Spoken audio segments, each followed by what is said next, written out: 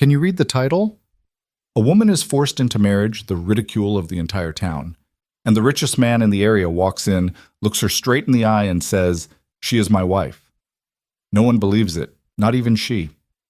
If you want to know what happens next, hit like now, comment the city you're watching in so I know how far this story has progressed, and subscribe to the channel so you don't miss a part. The story begins now. The morning her father was buried, Abigail Turner wore the same dress she'd worn to church every Sunday for the past 3 years. A faded blue cotton thing that had once fit her mother, then been let out twice to fit her. It pulled at the shoulders now. The stitching along the left side had started to fray, and she'd sewn it back herself in the dark the night before the funeral, her fingers stiff from crying. Nobody said anything kind to her at the graveside. A few of the older women from the church nodded in her direction, the way people nod when they want credit for acknowledging someone without actually speaking to them. Most of the men stood off to the side and talked quietly about the debt, her father's debt, the unpaid mortgage, the note Harlan Briggs held over the Turner property like a blade he'd been sharpening for years. Abigail heard the whispers. She'd been hearing them her whole life. Poor thing, bless her heart. Who's ever going to want that? She was 24 years old and had spent those years on the Turner Ranch, which saw 42 acres of decent grazing land in the high plateau country above Red Hollow, Wyoming. The town itself was small, maybe 300 souls if you counted generously, and included the people who lived out along the ridge. And small towns had long memories and short kindness. She'd grown up heavy, not the kind of heavy that people politely ignored. The kind that made men snicker behind their hands and women offer unsolicited opinions about what she ought to eat and how much of it. Her father, Walt Turner, had not been a cruel man. He'd been a tired one. There was a difference. He'd worked the ranch honestly for 30 years, raised Abigail alone after her mother passed from fever when Abigail was 6, and done his best with what he had. What he had by the end was not enough. 3 bad winters in a row, a sick herd, a loan he'd taken from Harlan Briggs at terms that seemed reasonable until the interest started compounding, and then it was never reasonable again. Abigail had known the debt was bad. She hadn't known how bad until the afternoon of the funeral, when Harlan Briggs himself climbed the porch steps of the Turner house while the wake was still happening inside and knocked on the doorframe like he owned the place, which, as it turned out, he was about to. Harlan Briggs was 61 years old, built like a man who'd once been physically powerful and had since let himself go to fat in a way that looked expensive rather than unfortunate. He wore a good hat. His boots were custom. He had 3 men who followed him everywhere. Not ranch hands exactly, more like reminders of what Harlan could do if someone told him no. He stood in the doorway and looked at Abigail with the particular expression of a man who has already made a decision and is only now informing the other party. "My condolences on your father," he said. He didn't sound particularly sorry. "Thank you." Abigail was holding a plate of food someone had brought that she hadn't eaten. "This isn't the time, Mr. Briggs. I understand that, but the note your father signed comes due in 11 days, and I think we both know there isn't money to cover it." She looked at him. The plate in her hands was heavy. "Then I'll sell cattle." "You don't have enough cattle. You've had 3 bad years." "Then I'll find another lender." Harlan smiled the way a man smiles when he's already read the ending of a book and is watching someone else try to find a different one. "Nobody in this county is going to lend against property that's already mortgaged to me. You know that." She did know that. She'd spent the last month writing letters, riding into Red Hollow to speak with the bank manager, asking around quietly in ways that wouldn't embarrass her father. Every door she knocked on was already shut. "What do you want?" she said. "There's a straightforward solution," Harlan said. "I have a business arrangement I'd like to propose. You marry a man I have in mind. The debt gets absorbed as part of the settlement. You keep a roof over your head. I acquire the property through the marriage, and everyone walks away with something." The room had gone quiet. A few people near the door had heard. She could feel them not looking at her. "You want to sell me," Abigail said. "I want to make you an offer," Harlan said. "There's a distinction." "What man?" "A rancher, passing through. He's looking for a wife, and I have an arrangement with him." She thought about 11 days. She thought about the ranch, the land her father had worked, the grave she'd just stood beside. She thought about where she'd go if she lost it, what she'd do, whether the church women would take her in or whether their charity had limits she hadn't yet located. "I'll think about it," she said. Harlan nodded. "You have until Friday." He looked at the plate in her hands. "Eat something, Miss Turner. You look pale." He left. Abigail stood in the doorway of her father's house and watched him walk back to his horse and thought about what it felt like to be a piece of property that people were haggling over, and whether it felt any different from what her life had already been. It didn't feel very different. She said yes on Thursday. She told herself it was practical. She told herself it was the only option that kept the land in some form she could touch, even if it wouldn't belong to her anymore. She told herself her father would have understood. She did not tell herself she wasn't humiliated. That would have been a lie, and Abigail Turner had been raised not to lie, even to herself. The arrangement was simple as Harlan explained it. A man named, and here Harlan had checked a small piece of paper as though he had so many arrangements he couldn't keep them straight. Colton Hayes would arrive in Red Hollow on Saturday. There would be a ceremony. Simple, civil. The Reverend at First Methodist would perform it. Afterward, the debt would be resolved through a property transfer, and Abigail would accompany Hayes to his ranch. "Where is his ranch?" Abigail asked. "North of here, up toward the border country." "I'd like to know more about him before—" "Miss Turner." Harlan's voice was patient, the way a teacher's is patient when a student asks a question that reveals how little they understand their situation. "He knows about you. He's agreed. That's what matters." She understood what he meant. He meant a man had been told what she looked like, what she weighed, what the town thought of her, and he had still agreed. That was supposed to be enough. That was supposed to make her grateful. She went home and sat on the porch until the stars came out, and then she went inside and did not sleep. Red Hollow had one main street, wide enough for wagons to pass each other, with a general store, a feed and grain, a saloon, a small bank, a barber shop, and the Methodist church at the far end. On Saturday morning, the street was fuller than usual. Word travels fast in small places, and the word that had traveled through Red Hollow over the past 2 days was this. Harlan Briggs had arranged a marriage for the Turner girl. Some man from out of territory was riding in to marry the fat widow's daughter, and there was no chance in anyone's estimation that the man was going to go through with it once he actually laid eyes on her. People had turned out to watch. Not formally, nobody was standing there with a sign that said they'd come to see a woman get humiliated. They were just happening to be in front of the general store, or happening to be sitting on the steps of the saloon, or happening to have business near the church. The way people happened to stand near fires. Abigail knew they were there. She walked down the street in the same blue dress, which she'd pressed the night before, and repaired again along the left seam, and she kept her chin level and her eyes forward. She was not going to give them the satisfaction of watching her flinch. Her boots needed resoling. She noticed that walking down the street. Her father had always meant to take them to the cobbler and then kept not getting around to it, and now they made a soft, slightly uneven sound on the packed dirt, one heel thicker than the other. She focused on that sound. She was 50 yards from the church when she heard the horse, not the sound of a horse arriving in the way that horses normally arrived in Red Hollow. At a walk, dusty, the rider already looking for somewhere to tie up. This was different. This was a horse moving at a canter, coming up the main street from the south end of town, and even before she turned to look, something about the sound of it made the people on the sidewalk go quiet. The horse was a gray, a big animal, 16 hands at least, with the kind of collected movement that came from money and careful breeding. The man riding it sat easy, the way people sit when they've spent so much time in a saddle that it stopped being something they do and became something they simply are. He was wearing a dark coat that wasn't trail-worn. His hat was good. His hands on the reins were relaxed. He was, by any honest accounting, a striking-looking man. Not in the way that made women in stories lose their composure and start breathing differently. Just in the plain, factual way that some people are put together better than others.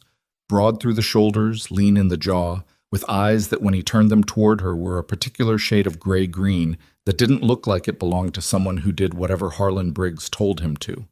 He pulled the gray up 3 feet from where she was standing and looked at her. She looked back at him. Neither of them said anything for a moment. From the sidewalks and the storefronts, the people of Red Hollow watched in the silence of people who are certain something dramatic is about to happen. "Abigail Turner?" the man said. His voice was low, unhurried. "That's me." He nodded once, like she'd confirmed something he already knew. Then he stepped down off the horse in one clean motion, looped the reins over the hitching post outside the barber shop, straightened his coat, and looked back at her. "Colton Hayes," he said. "I guess we should go get married. There was an audible sound from the direction of the saloon. Someone muttering, someone else shushing them. "You know what I look like," Abigail said. She kept her voice flat. She needed it to be flat. "I do." "And you're still—" "Miss Turner." He wasn't impatient exactly, more like a man who'd considered the conversation in advance and was ready to move past the part everyone else thought was the important part. "I rode 11 hours to get here. I'm not interested in making you stand in the street and defend yourself. Can we just go?" She looked at him for another moment, trying to find the trick in it, the angle. The reason a man who looked like that and rode a horse like that and clearly had money would be here in Red Hollow, marrying her. She didn't find it. "All right," she said. They walked to the church. The Reverend was a small man named Granger who'd been performing services in Red Hollow for 15 years and had developed the particular skill of keeping his expression carefully neutral regardless of what was happening in front of him. He managed to keep it neutral now, though Abigail noticed his eyes move from her to Colton and back again with something he was working to contain. There were 4 people present: Abigail, Colton, the Reverend, and Martha Deere, who ran the post office and had apparently been recruited as a witness. Martha sat in the front pew with her hands folded on her lap and the expression of a woman who intends to describe this in full detail to every person she encounters for the next 6 months. The ceremony took 11 minutes. Abigail knew because she'd been watching the clock on the wall above the Reverend's left shoulder the entire time. She said the words she was supposed to say. Colton said his. His voice was steady. He didn't look nervous, didn't look reluctant, didn't do any of the things she'd expected him to do. When the Reverend got to the ring, Colton produced one from his coat pocket, a plain gold band, nothing elaborate, and slid it onto her finger without fumbling. His hands were warm. She noticed that because she hadn't expected to notice it. "I now pronounce you husband and wife," the Reverend said, and outside the church, through the walls, they could both hear the murmur of the street. Colton turned to face her. She was looking at the ring on her finger. "We should probably go out there," he said quietly. "Get it over with. They think you're going to take one look at me and ride back out." "I know what they think." "And?" He held out his arm. "Let's go disappoint them." She took his arm. They walked out of the church together into the afternoon light, and the street, which had filled up considerably in the past 11 minutes, went quiet in the sudden way that crowds go quiet when something happens that doesn't match what they predicted. Harlan Briggs was standing near the bank, arms crossed, watching with the expression of a man watching a business transaction conclude. But there was something else in his face, too. Something Abigail couldn't quite read. Something that looked like he was recalculating. Colton looked at the street. His expression didn't change. "She's my wife now," he said. Not loud, not dramatic, just clear. Like he was stating a fact about the weather. The silence that followed was the kind that has weight to it. Then Tom Bleecker, who ran the feed store and had once told Abigail to her face that she ate too much for a woman with so little to recommend her, said something under his breath to the man next to him and laughed a little. It wasn't a big laugh, but it was audible. Colton turned his head and looked at Tom Bleecker. He didn't say anything. He just looked. It lasted maybe 4 seconds. Tom Bleecker stopped laughing. "All right," Colton said, and he led Abigail down the street toward where her wagon was hitched. She had a few things packed. Not much, just what she could fit, because she hadn't known whether this was actually happening until this morning, and even then she hadn't been sure. She climbed up onto the wagon seat. Colton tied the gray to the back, then swung up beside her. He picked up the reins. "Your things are all in back?" he said. "2 bags, some household things, a trunk with my mother's quilts." He nodded, started the horses moving. She didn't look back at Red Hollow as they drove out. She looked forward, at the road, at the plateau country rising to the north, at the horizon going pale gold in the afternoon light. She was married. She was leaving the only place she'd ever lived.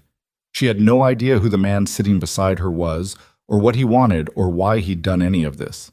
She said, "Why?" He was quiet for a moment, just the sound of wheels on road and the gray's footfalls behind. "Why what? Why me? Why this? You don't know me. You didn't have to." "I know more than you think," he said. He didn't say it unkindly, but he also didn't say anything else for a while, and she learned then that Colton Hayes was not a man who felt compelled to fill silence. The road stretched north. The town fell away behind them. Chow. They drove for 3 hours before he stopped to rest the horses at a creek crossing, and in those 3 hours they said maybe 40 words to each other, none of them significant. She learned he'd come from Kansas originally. She told him she'd never been farther than 40 miles from Red Hollow in her life. He said the border country was different from the plateau. Higher, colder, more grass. She said she'd heard that. She also learned, watching him handle the horses and the wagon and the simple logistics of travel, that he was competent in the specific way that people who've spent their lives outdoors are competent. No wasted motion, no uncertainty about what to do next. He watered the horses and checked the gray's leg where it had been favoring slightly and found a small stone that he worked free with a pick knife, and did all of it without commentary, without making a show of knowing what he was doing. He offered her water from a canteen. She took it. "The ranch," she said. "How big is it?" "About 8,000 acres under management, more in grazing leases." She looked at him. 8,000. Give or take. He was refilling the canteen at the creek. "My grandfather started it. My father built it. I've been running it for 12 years. 8,000 acres. The Turner Ranch was 42. She tried to hold the scale of it in her mind and couldn't quite. "Then you don't need my family's land," she said. He looked up from the creek. "No. Harlan Briggs told me this was a business arrangement that you needed." "Harlan Briggs told you what Harlan Briggs wanted you to think." He stood up, capped the canteen. "I didn't marry you for land." "Then what for?" He looked at her for a long moment. The afternoon light was getting low, throwing shadows long across the creek bed. A killdeer was calling somewhere in the grass. "I had my reasons," he said. "They'll make more sense when you've had time to settle." It was not a satisfying answer. She told him so. "I know," he said. "I'll try to explain better, just not right now." He handed her back the canteen and went to check the wheel on the right side of the wagon that had been making a sound. "We should keep moving. I want to make the way station before dark." She got back up on the wagon. The horses moved. She thought about the word reasons and how many different things it could mean, and whether she was going to have time to figure out which one applied before something happened that she wasn't prepared for. She looked at the ring on her finger, gold, plain, solid. It felt real anyway. Whatever else was uncertain, it felt real. The way station was a small operation. A barn, a main house, a woman named Clara Pickett, who ran it with 2 hired men and a younger sister who cooked. Clara was in her 50s, brown as leather, with the eyes of someone who'd seen most things and stopped being surprised by them.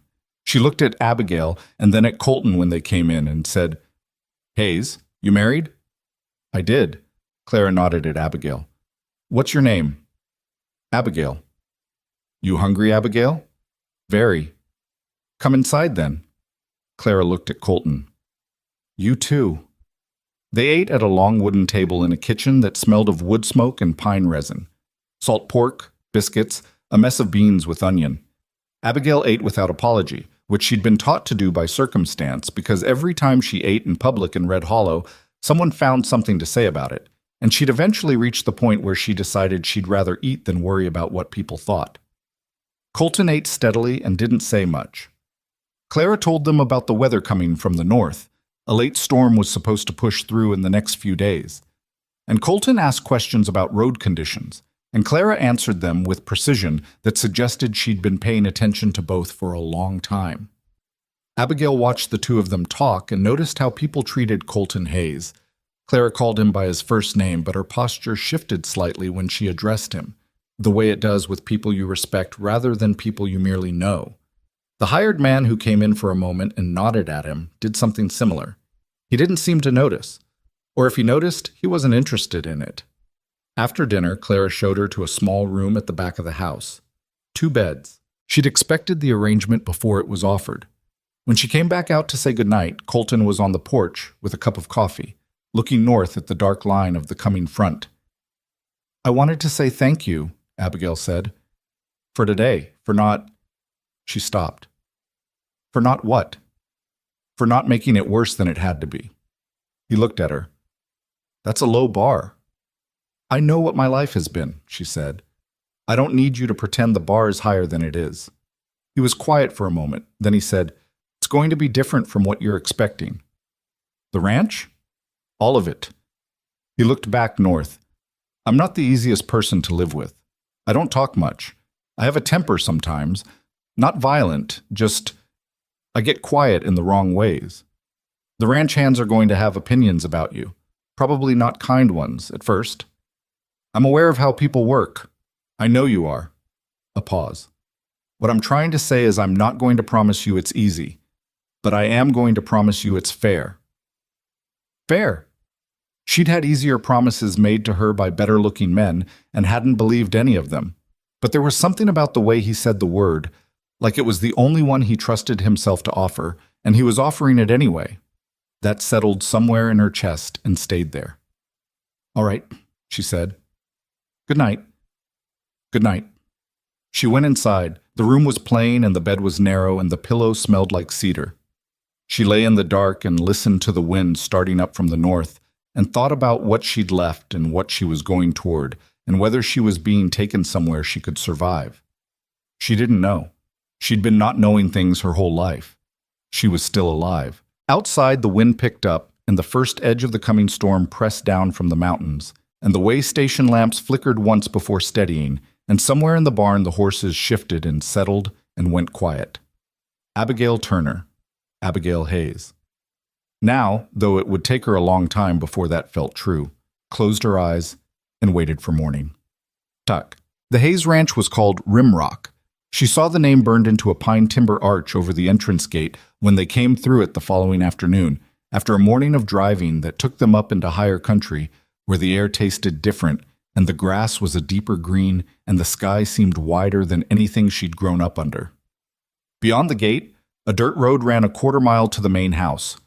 2 stories, stone foundation, covered porch running the full length of the front, with a long bunkhouse to the east and 3 barns and a series of corrals beyond that. It was not a beautiful place in the way that people described beautiful places.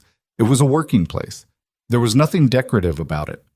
Every building was built to do something specific, and the doing showed in the angles of the roof lines and the worn paths between structures, and the way the corrals were positioned relative to the barns for practical reason rather than aesthetics. She understood immediately that she could not pretend this was a place she belonged. Not yet. Maybe not ever. 3 ranch hands were in the yard when they pulled up. They looked at the wagon, then at Colton, then at Abigail. The youngest one, maybe 19, with a gap between his front teeth and dust on everything he was wearing, said, "That the wife?" "That's the wife," Colton said. There was a pause. Not hostile exactly, but not warm. "All right," said the oldest one, a short man with a gray mustache and cautious eyes. "Welcome, ma'am." "Thank you," Abigail said. She climbed down from the wagon without waiting to be helped. Her left boot hit the ground first, the thin-soled one, and she felt the unevenness but didn't stumble. She picked up her own bags. Colton watched her do it and didn't try to take them. That was the first thing she filed away about him. He watched people do things and waited to see if they needed help before offering it. He didn't assume. She carried her bags up the porch steps and into her new home. The front room was clean and spare. A stone fireplace, 2 chairs, a table that had been recently scrubbed, a staircase on the left, a kitchen at the back. No curtains on the windows, which let in flat, clear afternoon light that showed the dust on the floorboards and the mark on the wall where something had once hung and been taken down. She set her bags down. Through the window she could see the corrals and the mountains beyond them and the long sweep of grass that ran north toward country she didn't know. She stood there for a long time. The ring on her finger was still warm from the ride. Behind her, Colton came in through the front door and stopped when he saw her standing at the window. "It's not much to look at," he said. It's land, she said. Real land. She paused. I'll need to know how things work here. What's expected. What I'm supposed to do.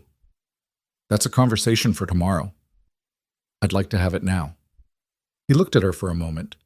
Then he pulled out one of the chairs from the table and sat down, elbows on his knees, and said, All right, what do you want to know? And that was how their first real conversation started.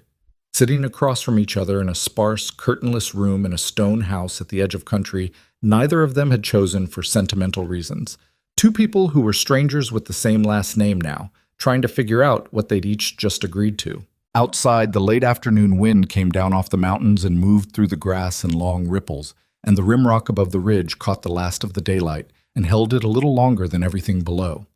Abigail Turner Hayes sat in that room, and for the first time in a very long time, nobody was laughing at her.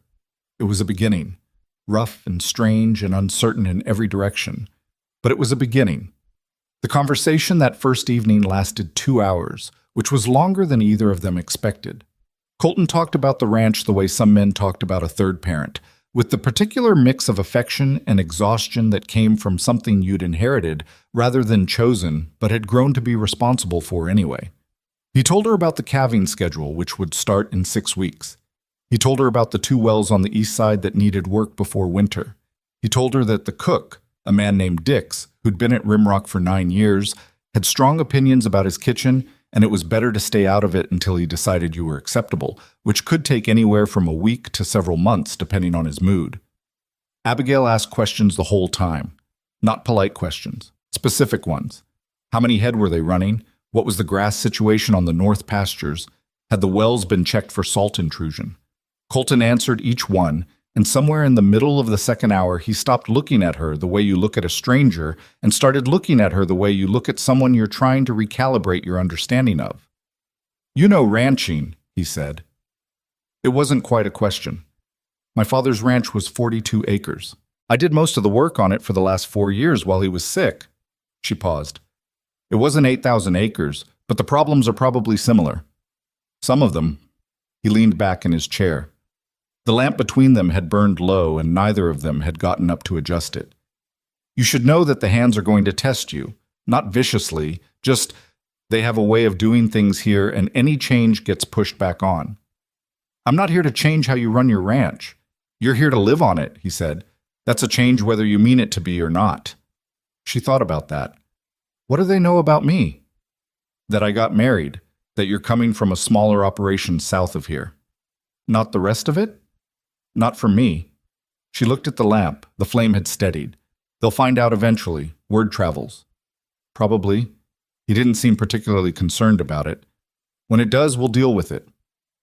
That word, we, sat in the air between them for a moment. She wasn't sure either of them had expected it. She went upstairs to the room he'd shown her earlier, the one across the hall from his, a separate room, which she'd noted and not commented on. The bed was wider than the one at the way station. There were curtains here, thin ones, white cotton that moved a little in the gap under the window sash. Someone had put a folded quilt at the foot of the bed. She didn't know if it was always there or if someone had put it out for her, and she didn't ask. She lay down in her clothes and was asleep in less than 5 minutes. The first week at Rimrock was not easy, and it was not gentle, and it did not go smoothly, which was honest, at least. The ranch hands were 4 in total, the older one with the gray mustache, whose name was Frank, the young gap-toothed one, Pete, a heavy-set man named Ruiz, who did not waste words or expressions on people he hadn't decided about yet, and a wiry, permanently irritable man named Stokes, who seemed to have been born in a state of mild grievance and had never found a reason to leave it. Frank was civil. Pete was awkward in the way of young men who aren't sure what the social rules are and try to compensate by being too loud. Ruiz watched her without comment. Stokes made a sound the second morning when she came into the barn to look at a horse with a swollen fetlock. A sound that wasn't quite a word, just an exhale with an opinion in it. And she turned around and looked at him until he stopped making it. She didn't report it to Colton. She filed it and moved on. Dix the cook was a different situation entirely. He was a small Tejano man in his 50s who wore the same canvas apron every day and had apparently decided that the kitchen was a sovereign territory over which Rimrock's ownership rules did not apply. He looked at Abigail the first morning with the expression of a man assessing whether a new piece of furniture was going to disrupt the arrangement of a room he'd spent years getting right. She stood in the kitchen doorway and said, "I'm not trying to take anything over in here. I just want coffee." Dix looked at her for another 3 seconds. Then he poured a cup and held it out. That was the beginning of their understanding. By the end of the first week, she'd located the coffee herself each morning without asking, and Dix had stopped watching the doorway every time she came near it, and once she'd helped him carry a 50-pound flour sack from the supply wagon without being asked, and he'd said gracias without looking at her, which she understood was its own kind of acceptance. Colton was up before dawn every day. She knew this because she was also up before dawn every day, a habit from the Turner Ranch where the animals didn't accommodate sleeping in, and she'd hear him in the kitchen below or already out in the yard before the light came fully up. They ate breakfast together at the long kitchen table, and the conversation was functional. What needed doing that day, what the weather was supposed to do, whether the East Well crew had sent word. It took her 9 days to figure out what Colton Hayes was. He was a man who communicated through action in a way that made most of the words he didn't say irrelevant. She'd catch him doing things, small, specific things, that told her more than any conversation had. The morning she'd mentioned her left boot was giving her trouble. She came down to breakfast the next day and found a pair of good work boots, her size exactly, sitting just inside the back door. No note. He was already out in the yard. She put them on. They fit correctly. She didn't say anything about it when she went out, neither did he. But when she was crossing the yard an hour later, she saw him glance at her feet for a quarter second and then look away. And she understood that this was the only acknowledgement there was going to be and found that it was enough. The second week, she started going out to the pastures with Frank to check the fence line on the north quarter. Colton had mentioned it needed an assessment, and Frank had mentioned it without specifically inviting her, which she'd interpreted as an opening. Frank rode beside her and talked about fence wire and post rot in the specific, unhurried way of a man who'd spent 40 years noticing the same kinds of problems, and she asked questions that made him pause once or twice. "You've done fence before," he said, the same way Colton had said you know ranching. "I've done everything," she said. "When it's just you and a sick father and 42 acres, you do everything." Frank was quiet for a while. Then he said, "My sister ran a place by herself for 11 years after her husband died. People thought she couldn't do it." "Did she?" "Still is." He looked at the fence line. "Posts rotten here. Mark it." She marked it. The thing Abigail hadn't expected was how much the land itself helped. The plateau country around Red Hollow had been familiar in the way that worn furniture was familiar. She knew its angles and flaws and had stopped seeing either. The border country around Rimrock was different in a way she hadn't anticipated. It was bigger, obviously, but it wasn't just scale. It was the quality of the silence up here, the way you could stand in the north pasture in the early morning and not hear a single human-made sound for minutes at a stretch. The grass moved and the wind came down off the rimrock above, and somewhere in the middle distance a hawk circled without apparent purpose, and none of it required anything from her. She'd been required to do things her whole life, required to be smaller, quieter, less visible, less hungry, less there. The land up here didn't require anything. It was just itself, indifferent and enormous and somehow restful. She started taking a longer route back from the pastures some mornings just to spend more time in it. Colton noticed. She could tell because he adjusted the timing of things to account for it without commenting on it. Breakfast stayed warm, the morning's first tasks were redistributed, and she was beginning to understand that this was how he worked. He observed, he adjusted, he didn't make a production of it. It should have felt strange. A man she didn't know, watching her habits and accommodating them without being asked. But it didn't feel like surveillance. It felt like the boots by the back door, like someone paying attention in a way she hadn't been paid attention to before. She was trying not to read too much into it. 3 weeks in, she found the ledger. She hadn't been looking for anything. She'd been in the ranch office, a small room off the main hallway that Colton used for accounts and correspondence, because she'd needed paper to write down the fence assessment numbers before she forgot them.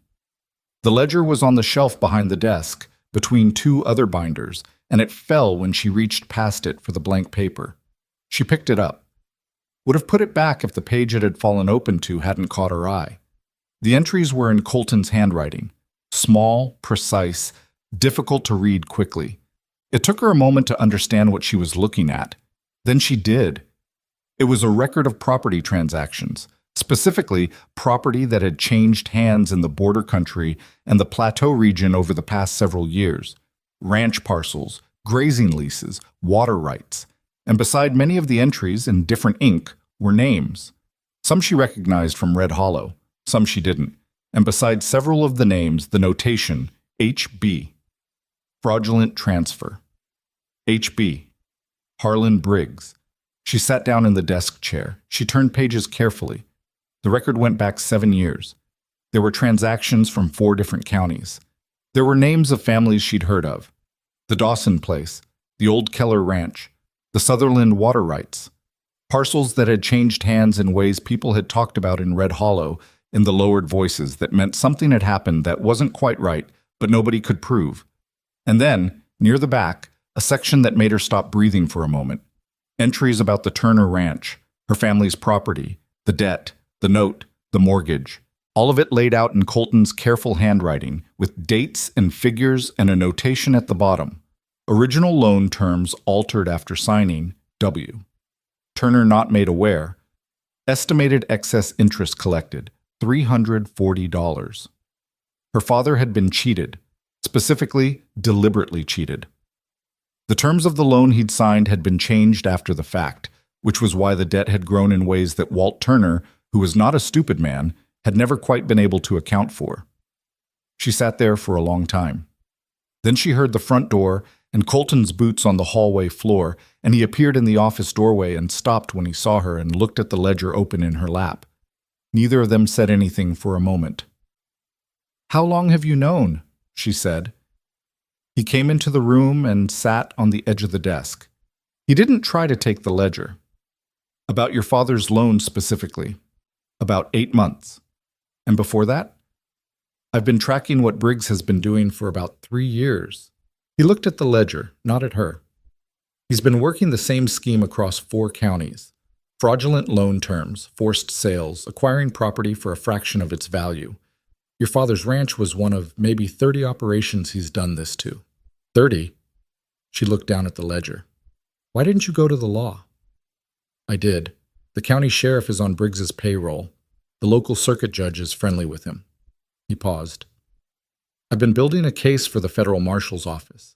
It needs to be complete before I file, because if I file partial and Briggs gets word, he'll destroy whatever evidence he hasn't already moved." She looked up at him. "And marrying me?" "Was never about land," he said. "I told you that." "Then what was it?" He was quiet for a moment. "Briggs was going to sell that marriage arrangement to someone who didn't care what happened to you. Someone who'd take the property transfer and let him do whatever he wanted with you afterward." He looked at her now.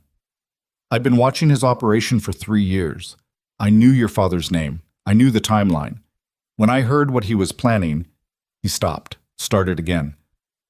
"I wasn't going to let him do that to Walt Turner's daughter." The room was very quiet. Outside, one of the horses in the near corral moved and the fence rattled once. "You knew my father," she said slowly. "I met him twice. At a Cattlemen's Association meeting years ago. He was a decent man. He asked good questions." Colton's voice didn't change, but something in his face did, slightly. "He didn't deserve what happened to him." Abigail looked at the ledger in her hands, at her father's name in careful dark ink, at the figures that explained 3 years of her father's quiet, grinding anxiety, the sleepless nights she'd heard through the wall, the way he'd stopped talking about the future sometime around the second bad winter. She had not cried at the funeral. She had not cried in Red Hollow, not in front of any of them. She didn't cry now either, but it was a near thing. She held the ledger and breathed carefully. "He thought he was bad at numbers," she said. "He thought he'd just miscalculated. He was ashamed of it." Colton didn't say anything. He didn't try to offer comfort, which she was grateful for because comfort right now would have broken something she needed to keep intact. After a while, she said, "How close are you to having enough for the federal case?" He looked at her. The question seemed to shift something in the room. "Closer than I was 6 months ago," he said carefully. "I have documentation of 11 of the transactions. I need a few more to establish the pattern conclusively. What does the pattern look like from the outside? Land baron leverages local debt, forces families into distressed sales through fraudulent loan manipulation, acquires property at low cost, resells or consolidates. He paused. There's more to it than that. There are some entries I haven't been able to fully account for. Transfers that don't match any legitimate sale record I can find. Show me, she said. He looked at her. I keep accounts, she said. I've been keeping the books on a 42-acre operation since I was 17. Show me what you can account for. There was a pause that was almost long enough to be a refusal. Then he reached past her to the shelf and pulled down 2 more ledgers and laid them open on the desk. And for the next 2 hours, they sat side by side in the small office, and she went through figures while he answered questions, and she found 3 discrepancies he'd missed and 1 pattern in the transfer dates he hadn't noticed. And when they were done, the room was dark, and Dix had knocked on the door an hour ago to say dinner was cold but salvageable. Colton looked at the pages she'd marked, at the pattern she'd traced in the dates. The transfers happen in clusters, she said, every 18 months, roughly, which means the next one is 2 months from now, he said. Maybe less? Then you don't have as much time as you thought. He looked at her for a long moment. No, he said, I don't. Things shifted after that evening. Not dramatically. Nothing at Rimrock happened dramatically. She was learning because Colton Hayes ran a place where drama was a luxury nobody had the hours for. But the quality of the space between them changed. She was in the office more often now, working through the records, cross-referencing dates and figures against the land transfer documents Colton had collected. It was slow, exacting work, and she was good at it in the way she was good at things she'd had to teach herself out of necessity. Stokes made a comment in the second week of December, loud enough to be heard across the yard. Something about the boss's wife spending more time with papers than with work that mattered. She heard it. Ruiz, who was standing closer to Stokes, said something back in a low voice, and whatever it was made Stokes go quiet. She appreciated that without making anything of it. Colton heard about it from Frank, she assumed, because the next morning he found a reason to have Stokes repost the entire south fence line alone, which kept the man occupied and out of earshot for 3 days. He didn't explain this decision to her. She didn't ask. The boots, the fence, Stokes, and the south pasture. It was a language she was learning. The mornings began to have a shape. Up before light, coffee with Dix, who now sometimes talked to her about his late wife's recipes in a way that seemed to require no response but a listening face. Out to check the horses with Frank on Tuesdays and Thursdays. The office in the afternoons, going through documents. Dinner with Colton, which had gradually extended from 15 efficient minutes to sometimes an hour, as she started asking questions that he took his time answering, and as he started asking questions back. What was it like, he said one night, growing up there, in Red Hollow? She thought about it honestly rather than giving the answer that deflected the question. It was like being a shape in a room that didn't fit the furniture, she said. Everyone could see you didn't fit, and they never stopped noticing. Did your father? He did the best he could, she said. He wasn't unkind. He just didn't know what to do with it, with how people were. She looked at her hands. He used to say, pay them no mind, which is the advice people give when they don't know how to change the thing you're asking them to change. Colton was quiet for a moment. For what it's worth, he said carefully, I've watched you work 3 weeks on this ranch, and I haven't seen a single thing that wasn't exactly what this place needed. She looked at him. He was looking at the table, the way he looked at things when he'd said something that cost him something to say. Thank you, she said. It's just the truth. I know, she said. That's why it matters. She got up and took her plate to the kitchen. Behind her, she heard him do the same, and the sound of the house settling around both of them in the cold dark was not entirely unlike the feeling of something beginning to belong to itself. The letter came on the 15th of December, tucked into the weekly mail run that Pete brought back from town. It was addressed to Colton, but the return address on the envelope made her stomach pull tight when she saw it on the table. H. Briggs, Red Hollow, Wyoming. Colton opened it that evening after dinner, read it without expression, and set it on the table between them. She picked it up. It was short. 7 sentences. written in the kind of polished clerical hand that meant a lawyer had done the writing even if the words were Briggs's. It said that in light of certain irregularities identified in the original Turner property transfer arrangement, Harlan Briggs wished to renegotiate the terms of the agreement. It said that documents pertaining to the debt settlement had not been properly executed, and the transfer was therefore not legally binding. It said that if the matter could not be resolved through cooperative discussion, Mr. Briggs would be compelled to pursue legal remedies to recover the property in question. He was coming after the Turner Ranch, not Rimrock. He wasn't foolish enough to try that directly. The Turner property, which had been part of the marriage settlement. He was saying the settlement wasn't legal. He was finding a way back in. He knows, she said. He knows I'm not what he expected, Colton said. You knew this was a possibility. I knew it was a probability.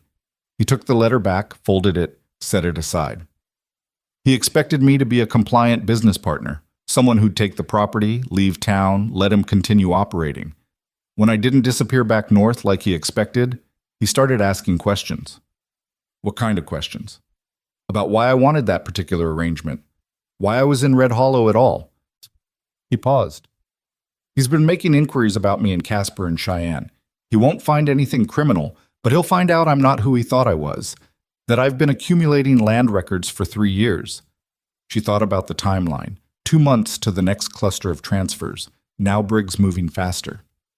He's going to move before you're ready. That's my concern, yes.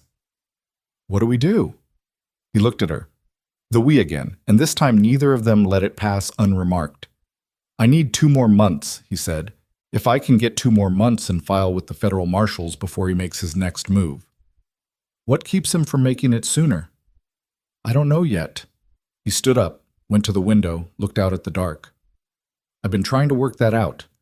She looked at the folded letter on the table, at the ledgers on the shelf, at the months of careful, patient work she'd only been part of for 3 weeks, and which could now come apart before it was finished. He doesn't know I've been working through the records, she said. Colton turned from the window. He arranged that marriage because he thought I was exactly what the town thought I was, she said. Something to dispose of conveniently. He's not going to be paying close attention to what I know or don't know. Abigail, I'm not suggesting anything stupid, she said. I'm suggesting we use the fact that he's underestimated both of us. She paused. What do you need most? He was quiet for a long moment. The 3 property transfers from 91, he said slowly. I can't find the original deed records. If those are fraudulent, and I believe they are, it completes the pattern across all 4 counties. But I don't know where he's keeping them. He has an office in the bank building in Red Hollow, which I can't walk into. She thought about that. About Red Hollow's narrow main street and the bank building and Harlan Briggs's polished lawyer handwriting and the expression on his face the day he'd stood in her father's doorway and smiled like a man reading the end of a book. I can, she said. Colton looked at her. I grew up there, she said. I know every person in that town. I have a reason to go back. I left things at the house. There's still some furniture and equipment. Nobody would find it strange. She met his eyes. He won't see me as a threat. That's the only advantage we have, and we should use it. He was quiet for a long time, long enough that she could hear the wind outside picking up from the north and the creak of the porch boards contracting in the cold. It's not safe, he said finally. No, she agreed. But 2 months ago I had 11 days to save my father's ranch and no options at all. This is better than that. He looked at her with an expression she hadn't seen on him before. She couldn't entirely read it, something between reluctance and something else she didn't have a name for yet. I'll think about it, he said. Think fast, she said. He's not going to wait. She went upstairs. The wind pressed against the window of her room, and the curtains moved in their thin white way, and outside the rimrock above the ridge was a dark line against a sky full of cold stars. She lay in the dark and thought about going back to Red Hollow, about walking down that street again, and feeling those eyes on her, knowing what they expected to see. The woman who'd been disposed of, coming back diminished. She thought about her father's name in the ledger, about $340 excess interest collected, about the shame he'd carried for 3 years that wasn't his to carry. She reached up and touched the plain gold ring in the dark, and thought about the word fair and what it would take to get there and whether she was afraid. She was afraid. That was honest. But she'd been afraid her whole life, and she'd done what needed doing anyway, and she didn't see why now would be any different.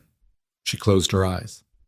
Outside, the wind moved through the grass of the north pasture, and the horses in the corral shifted and settled, and the house was very still around her, solid and cold-rooted and real. And she slept. Colton thought about it for 2 days, which was 1 day longer than Abigail had expected him to need. He came to find her in the north pasture on the second afternoon, where she was helping Frank assess the condition of a section of fence line that the last storm had knocked sideways. She heard his horse before she saw him, and when she looked up, he was sitting the gray at the edge of the pasture, watching her work with the same quality of attention she'd come to recognize, not judging, just taking in information. Frank glanced at Colton, then at Abigail, and found a reason to walk 50 yards down the fence line. Colton stepped down off the gray and came over and looked at the fence post she'd been resetting, which was a useful thing to look at if you were a man who needed a moment before saying something. "I'll go with you," he said. "To Red Hollow." "I said I could go alone." "I know what you said." He tested the post with one hand, found it solid. "I'm not going because I think you need me to protect you. I'm going because if Briggs is watching his office, and at this point he probably has someone watching it, 2 people are harder to explain away than 1. She thought about that. "What's the story?" "We're picking up the last of your father's property from the house, the furniture and the rest of it. We need a wagon, which is a real reason to make the trip." He paused. "We go in, we take what's yours from the house, and while we're doing that, you find a way into the bank building." "His office is on the 2nd floor," she said. "I've only been in it once. He had me up there when I signed the paperwork." "What do you remember about it?" She thought back to that day, which she'd spent most of the past month trying not to think about. The stairs to the 2nd floor of the bank, the narrow hallway, Briggs's office at the end with its wide desk and its shelves of ledgers, and the window that looked down onto the main street. The lawyer who'd been present for the signing, a thin-faced man named Collier who smelled of tobacco and whose handshake had been deliberately brief. "There's a filing cabinet behind his desk," she said. "Left side. The deed records would be in there, or in the desk drawers." "Could you get in there without being seen?" "The bank is open until 4. His office is separate. There's a door at the top of the stairs. If Briggs isn't in there, and if Collier isn't there—" She stopped. "It's a lot of ifs." "Yes," he said. "It is." They looked at each other across the tilted fence post. "Friday?" she said. "We go Friday. That gives us 3 days to decide what we're looking for exactly and what we do with it if we find it." He nodded. Friday. Frank came back down the fence line with his hands in his pockets and the deliberate expression of a man who had not been listening to anything. Tuts. They left Rimrock before dawn on Friday in the ranch wagon, the bed loaded with empty crates and old blankets for packing furniture. Colton drove. Abigail sat beside him with her hands in her lap and watched the road go from dark to gray to pale gold as the sun came up behind them. She was wearing her good dress, the dark green one she'd bought 3 years ago for a funeral and had barely worn since. She'd put her hair up. Colton had looked at her when she came downstairs and said nothing, which she'd decided to interpret as appropriate. "Tell me again what we need," she said, about an hour out. "The 1891 transfer records for the Keller parcel, the Dawson water rights, and the Sutherland East Quarter," he said. "Original deed documents or notarized copies. Anything with Briggs's signature and a date from that year. And if I can't find them in the office, then we come home and I figure out another approach." He kept his eyes on the road. "Don't take risks that aren't necessary. If anyone questions you, you're there for the furniture. Full stop." "I know." "Abigail." "I know, Colton." He was quiet for a mile, then, "I need you to promise me you won't do anything that puts you in a position where I can't get to you." She looked at him. His jaw was set in the particular way that meant he was containing something he'd decided not to fully express. "I'll be careful," she said. "That's the best I can promise." He nodded. It wasn't what he wanted to hear. He took it anyway. Red Hollow looked exactly the same, which was somehow worse than if it had changed. Same wide dirt street, same general store, same saloon with its wooden sign that had been faded since she was 12 years old. Same people, too. She could see Tom Bleecker sweeping the step in front of the feed store from half a block away. And she watched him register the wagon and register her on it and register that she looked no different than the last time he'd seen her, except for the dress. And then he looked away first. She counted that. It wasn't much, but she counted it. They pulled up to the Turner house, which sat on the eastern edge of town at the end of a short lane. A modest frame house, painted white once, now more gray than white, with the porch where her father had sat evenings and the kitchen garden that she'd let go to frost before she left because there hadn't been time. The house looked the same. It looked emptier, somehow, from the outside, even though it was the same house. She got down from the wagon and went inside. It smelled like cold and like her father's pipe tobacco, which he'd given up 2 winters ago when he got sick, but which had apparently decided to stay permanently in the walls. She stood in the front room for a moment and breathed it and felt the specific weight of a place that used to be home and wasn't anymore. Then she went to work. She and Colton carried furniture to the wagon. The kitchen table, her mother's rocking chair, the chest of drawers from the bedroom that had belonged to her grandmother. Frank's assessment of the fence line and the morning's tasks at Rimrock gave the work a rhythm that was easier to work inside than to work around. While Colton carried the heavier pieces out, she sorted through the kitchen shelves and her father's desk in the front room, packing what was worth keeping into crates. She found, in the bottom drawer of the desk, a small stack of correspondence she hadn't seen before. Letters from the bank, from Collier the lawyer, receipts for the loan payments her father had made. She went through them quickly, her hands careful, and found what she'd half expected, 2 receipts that didn't match the amounts in Colton's ledger. Proof of payments that had been recorded differently in Briggs's books than they'd actually been collected. She folded them small and put them inside her dress, against her ribs. Then she went out to the wagon and told Colton she was going to walk up to the bank. He didn't stop loading crates, but his hands went still for a moment. "I'll be 20 minutes, she said quietly. He looked at her, then at the street, then back at her. "I'll be here." She walked up the main street without hurrying. A few people looked at her and looked away. Martha Deer came out of the post office and said, "Abigail, my goodness, you look well," with the particular emphasis that meant she was surprised to find this true. And Abigail smiled and said, "Thank you." Martha and kept walking. The bank building was brick, 2 stories, with the bank itself on the ground floor and the separate entrance to the upper office on the left side of the building, a narrow door that opened onto a staircase. She'd gone up those stairs once, 3 months ago, to sign papers in a room that had smelled of old tobacco and done business and the particular odor of decisions she hadn't been able to refuse. She pushed open the side door. The staircase was empty. She could hear voices from the bank floor on the other side of the wall. 2 voices, neither of them Briggs's. She went up the stairs with her hand on the wall, stepping close to the edges where the treads were less likely to creak. The hallway at the top was exactly as she remembered, narrow, dim, 1 door at the end. She tried the handle. It opened. The office was empty.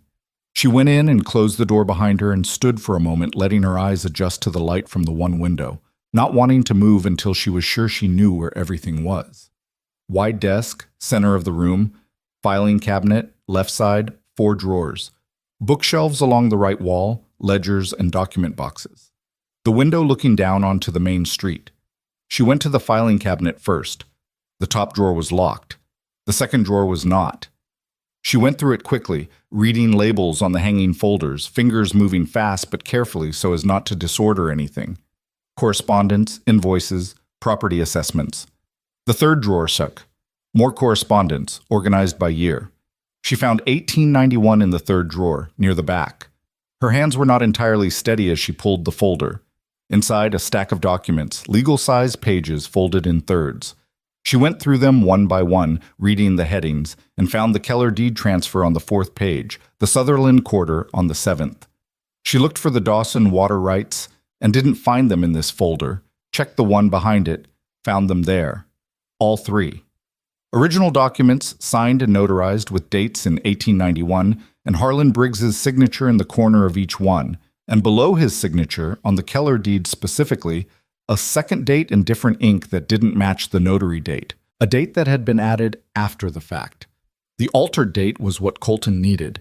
The altered date was what made the fraud demonstrable rather than suspected. She stood there in the cold office with the documents in her hands and thought about 30 families, about her father's name in a ledger, about $340 excess interest collected and the shame he'd carried for it. She folded the 3 documents carefully and put them inside her dress with the payment receipts. Then she heard the footsteps on the stair. She had maybe 4 seconds. She pushed the filing drawer shut, moved away from the cabinet to the desk, picked up a pen from the desk surface, and was standing with her back to the bookshelf when the door opened. It was Collier, the lawyer. He stopped in the doorway when he saw her, and his expression went through surprise and then suspicion and then something that was trying to be casual and not quite getting there. Mrs. He paused. He didn't know her married name. Miss Turner. Hayes now, she said. Her voice came out steady, which was something. Of course. He was looking at the room, she could tell, trying to read whether anything was different. Can I help you? I was hoping to speak with Mr. Briggs about his letter. My husband received a letter last week about the property settlement, and I wanted to discuss it in person. She set the pen back on the desk as if she'd just picked it up and was setting it down, something to do with her hands. Is he available? He's not in today. Collier was still in the doorway. He hadn't moved into the room. He's in Casper until Monday. Oh. She let disappointment show on her face, which wasn't difficult because her heart was going so fast she could feel it in her throat. I must have gotten the days confused. I was already in town picking up furniture from my father's house, and I thought, I can give him a message. Just that we'd like to resolve the matter amicably, she said. My husband and I. We're not looking for a fight. She moved toward the door, which meant moving toward Collier, which meant not hesitating, not looking like someone who needed to move away from something. I appreciate your time, Mr. Collier. He stepped back enough to let her pass. She could feel him watching her as she went down the stairs, and she did not let her pace change, did not let her hand grip the wall the way it wanted to, and came out the side door onto the street and walked, not quickly, not slowly, at a pace that matched everything else she was doing with her body, which was dedicated entirely to not showing what was happening inside it. She walked back down the main street, past Martha Deer's post office, past Tom Bleeker's feed store, past the saloon and the barber shop and the general store. She got to the wagon and climbed up onto the seat. Colton was already on the seat. He looked at her face and then looked forward. Drive, she said quietly. He drove. They were 2 miles out of Red Hollow before she said anything. The town had dropped behind a rise, and the road was empty in both directions, and the sky above was the flat, pale gray of a December afternoon that might or might not decide to do something. She reached inside her dress and took out the documents and the payment receipts and laid them on the wagon seat between them. He glanced down, then pulled the horses up. He picked up the Keller deed first and read it. His expression didn't change, but she'd been watching him for a month now, and she could read what expression didn't change meant. He put it down and picked up the Sutherland quarter, then the Dawson water rights, then the payment receipts. The date on the Keller deed, she said. I see it. It was added after the fact. Different ink. You can see where the original notary stamp stops, and the date was written over the edge of it. He set the documents down carefully. He was quiet for a long moment. Collier was there, she said. He came in while I know. I saw him go in. His voice was controlled, but something underneath it wasn't. You were up there for 12 minutes. When I saw him go in the side door, I was about to come up. I handled it. I know you handled it. He wasn't arguing. He was containing something, she realized, something that had to do with those 12 minutes and what he'd been thinking during them. I'm saying I know. She looked at the documents on the seat. Is it enough? With what I already have. He stopped, started again. Yes. It should be enough. He picked up the reins. I need to get these to the federal marshal's office in Cheyenne as fast as possible. Briggs is in Casper until Monday. Collier is going to tell him someone was in the office, which means we have until Monday, probably less if Collier wires him. He started the horses moving again, faster than before. I'll ride to Cheyenne tomorrow. I can be there in 2 days if I push. And if Briggs moves before you get back, He didn't answer immediately. The wagon moved faster up the road, and the gray afternoon pressed down from the north, and she could smell the coming weather in it. Frank knows what to do, he said finally. If anything happens, Frank knows. That's not a complete answer. No, he said. It's not. He looked at her. Which is why I'd like you to come with me. She thought about Rimrock without them in it, the ranch hands and the cattle and the 2 sick wells and the ledgers in the office. She thought about Briggs returning from Casper to find his office had been visited and 3 documents were missing. If I go with you, Rimrock is empty, she said. Stokes and Ruiz and Pete will be there. Frank will be in charge. And if Briggs sends men before you can file? He was quiet. You know he will, she said. He's not going to wait to hear from his lawyer. He's going to move the moment something feels wrong, and something already feels wrong to him, or he wouldn't have sent that letter. She watched the road. You need to get to Cheyenne. I need to be at Rimrock. Abigail, I'm not arguing about this, she said. It came out harder than she intended. She softened it slightly. I know what you're worried about, but you leaving Rimrock undefended to keep me close is not a reasonable trade. He looked at the road. His jaw was doing the thing it did when he was deciding whether to say the thing he actually thought or the thing that was more useful. 3 days, he said. I'll be back in 3 days. If anything looks wrong, you take the horses and you go to Clara Pickett's way station and you stay there. Agreed. I mean it. Colton. I agreed. He drove.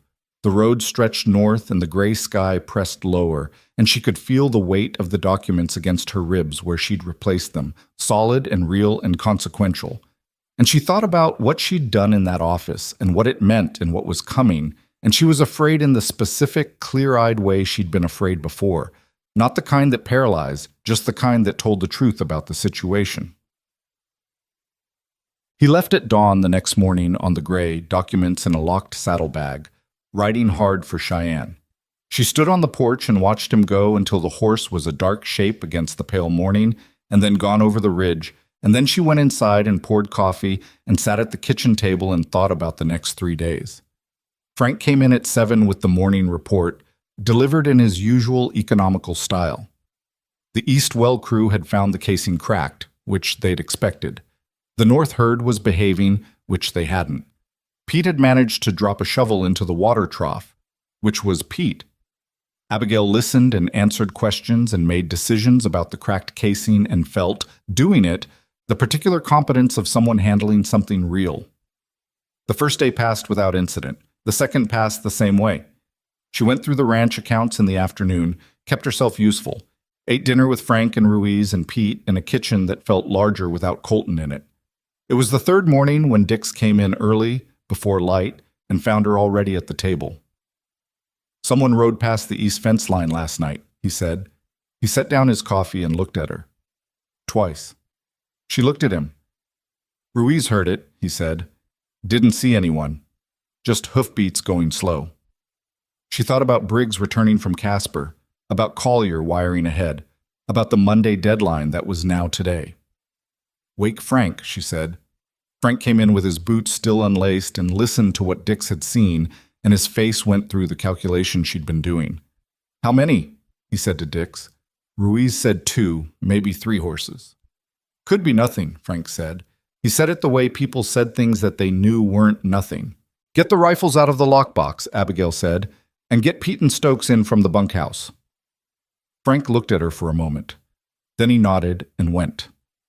She went upstairs and changed into her work clothes and her good boots, Colton's boots, the ones he'd put by the back door 6 weeks ago, and came back down and checked the rifle Frank had set on the table and found it loaded and set it within reach and went to the window and looked out at the yard in the gray pre-dawn.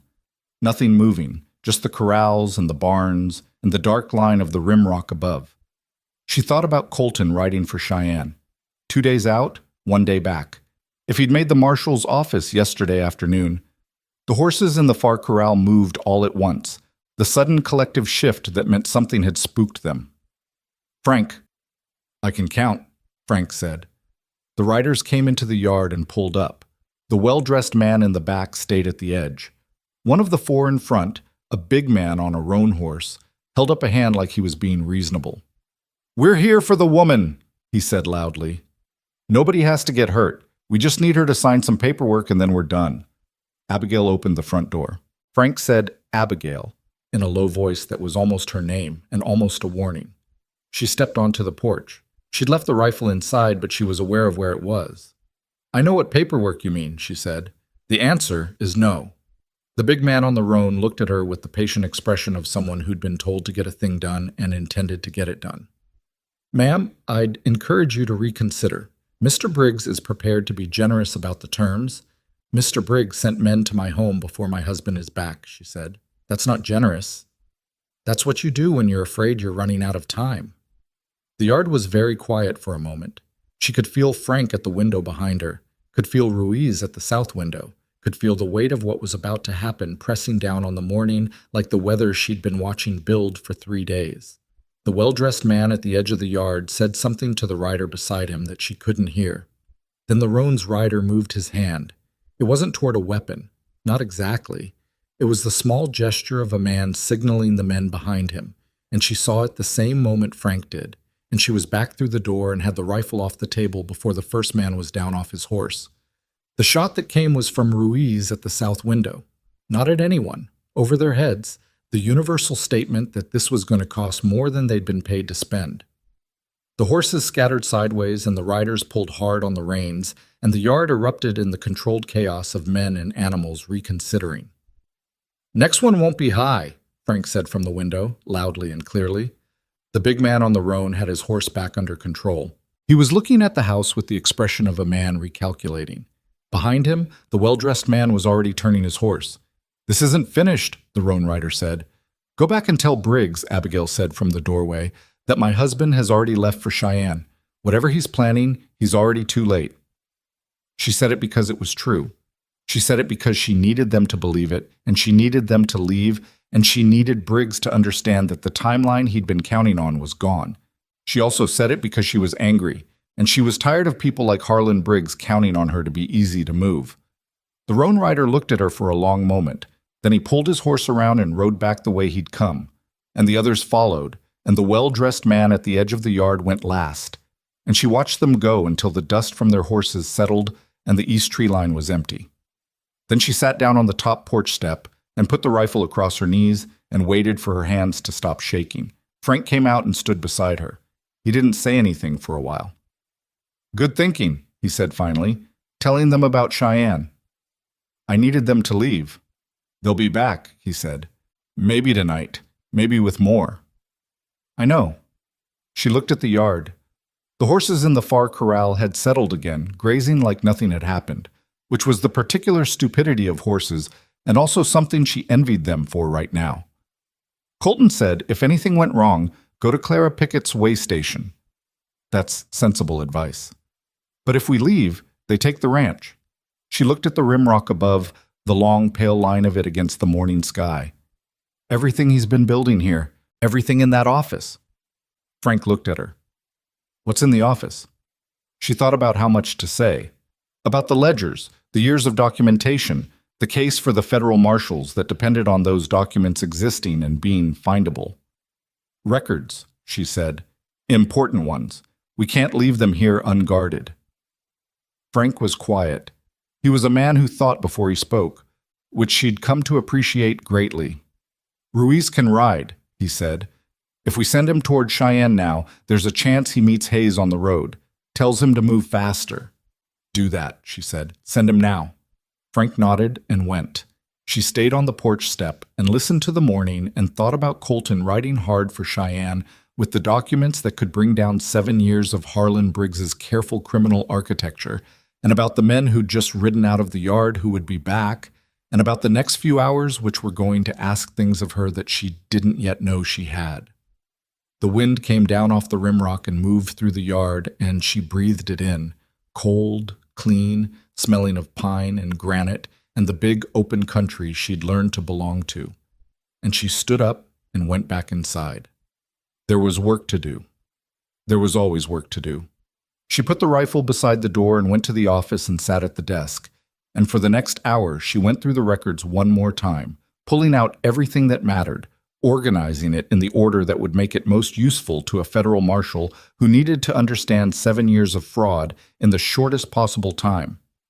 She worked carefully, and she worked fast, and she did not let herself think about what was coming until she'd finished doing what could be done before it arrived. Outside, Ruiz saddled the fastest horse in the barn and rode north toward Cheyenne, and the morning moved forward, and somewhere on the road between the border country and the capital, Colton Hayes rode toward what he didn't yet know was waiting for him at home. Ruiz met Colton 12 miles south of Rimrock. She knew this because Colton told her later, in the specific, compressed way he told stories. The important facts in order. No decoration. Ruiz had been riding hard and the horse was lathered, and when Colton saw him coming from a distance, he'd already known something was wrong because Ruiz did not ride that way without reason. They'd pulled up on the road, and Ruiz had told him in 40 words what had happened at the ranch that morning, and Colton had turned the gray around without saying anything, and they'd ridden back at a pace that the gray, who was a good horse, maintained without complaint for 11 of those 12 miles before Colton gave him a quarter mile to breathe. But that was later. In the hours before Colton came back, there was only Rimrock and the waiting and the particular quality of silence that follows a confrontation that hasn't finished yet. Abigail spent those hours doing things. It was the only way she knew to manage the space between what had happened and what was coming. Fill it with tasks that were real and necessary and required her hands and her attention. She moved through the office twice more, making sure the organized documents were in the right order.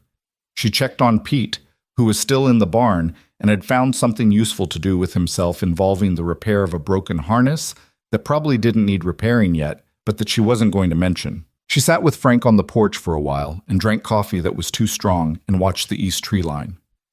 "You've done this before," Frank said. Not a question exactly. Done what? Held a thing together when it was trying to come apart.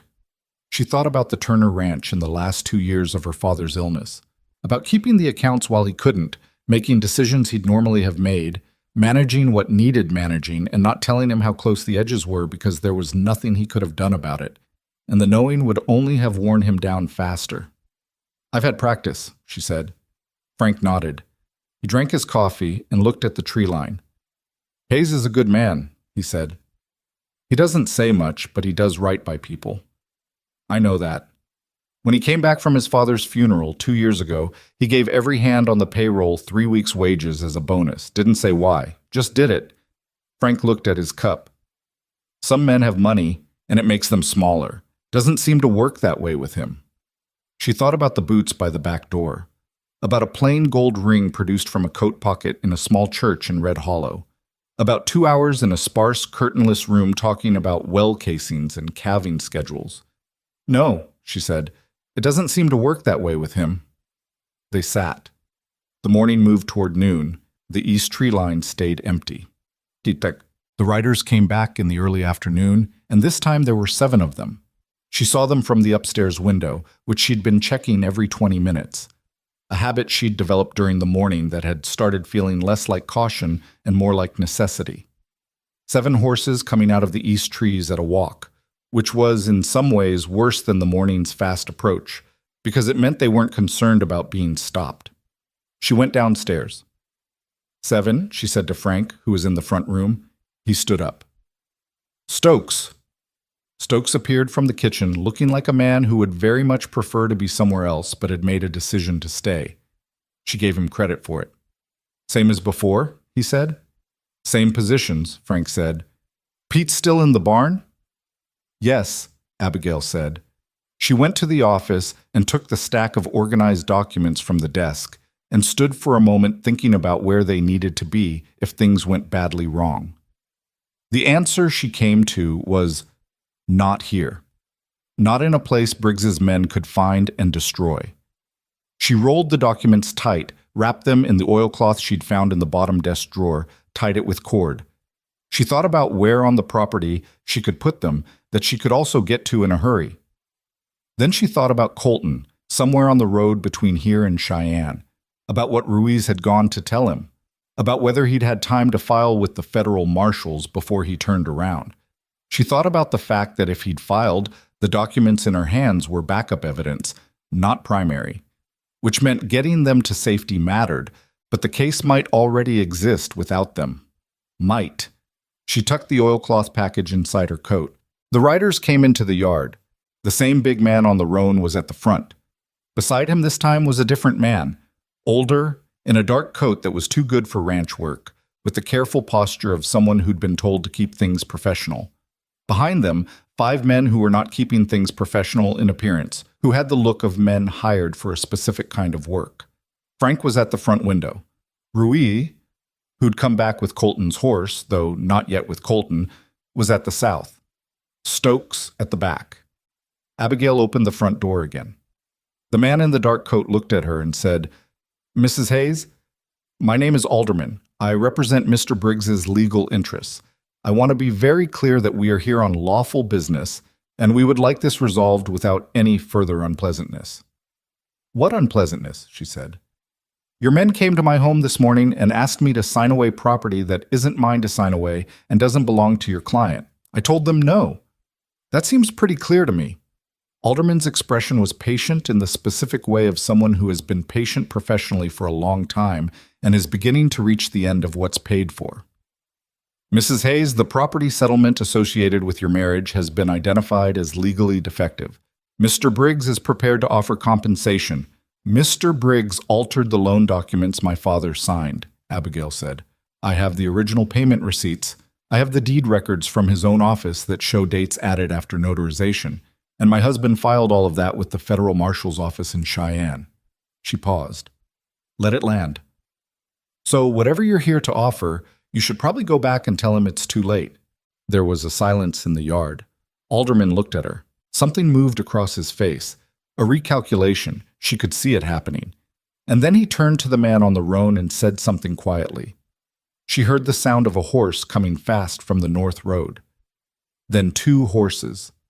Then she heard Frank say, "That's Hayes," under his breath, and something in her chest loosened a fraction. Colton came through the ranch gate at a gallop, the gray-white with exertion, and past Caring, and behind him 2 other riders she didn't recognize, men in dark coats with badges on them that caught the pale afternoon light.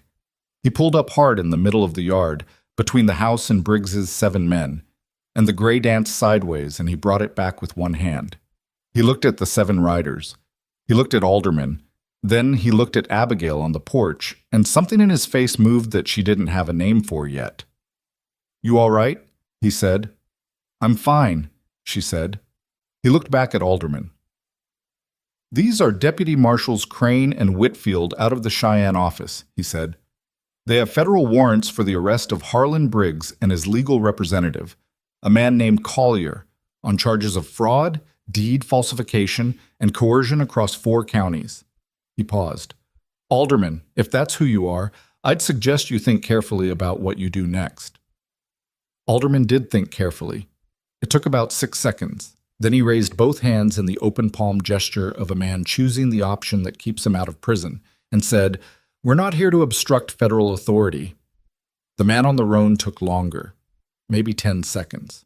The 5 men behind him shifted, and the tension in the yard went to a kind of threshold that could still go either direction, and it was Ruiz from the south window who broke it, not by saying anything, just by making sure the barrel of his rifle was visible through the glass, which was a clean and efficient piece of communication.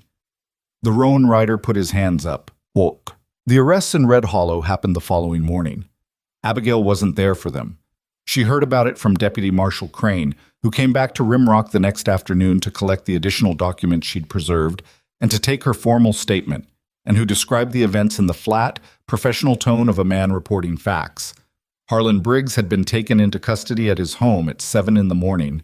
Collier had been found at the bank and had, in Crane's words, cooperated extensively with the investigation almost immediately, which told her everything she needed to know about Collier's character. The county sheriff, the one on Briggs's payroll, had been placed on administrative suspension pending a separate investigation. 2 of Briggs's hired men had been arrested for their role in the morning's confrontation at Rimrock. The others had apparently made the sensible decision to be somewhere else by the time the marshals came looking.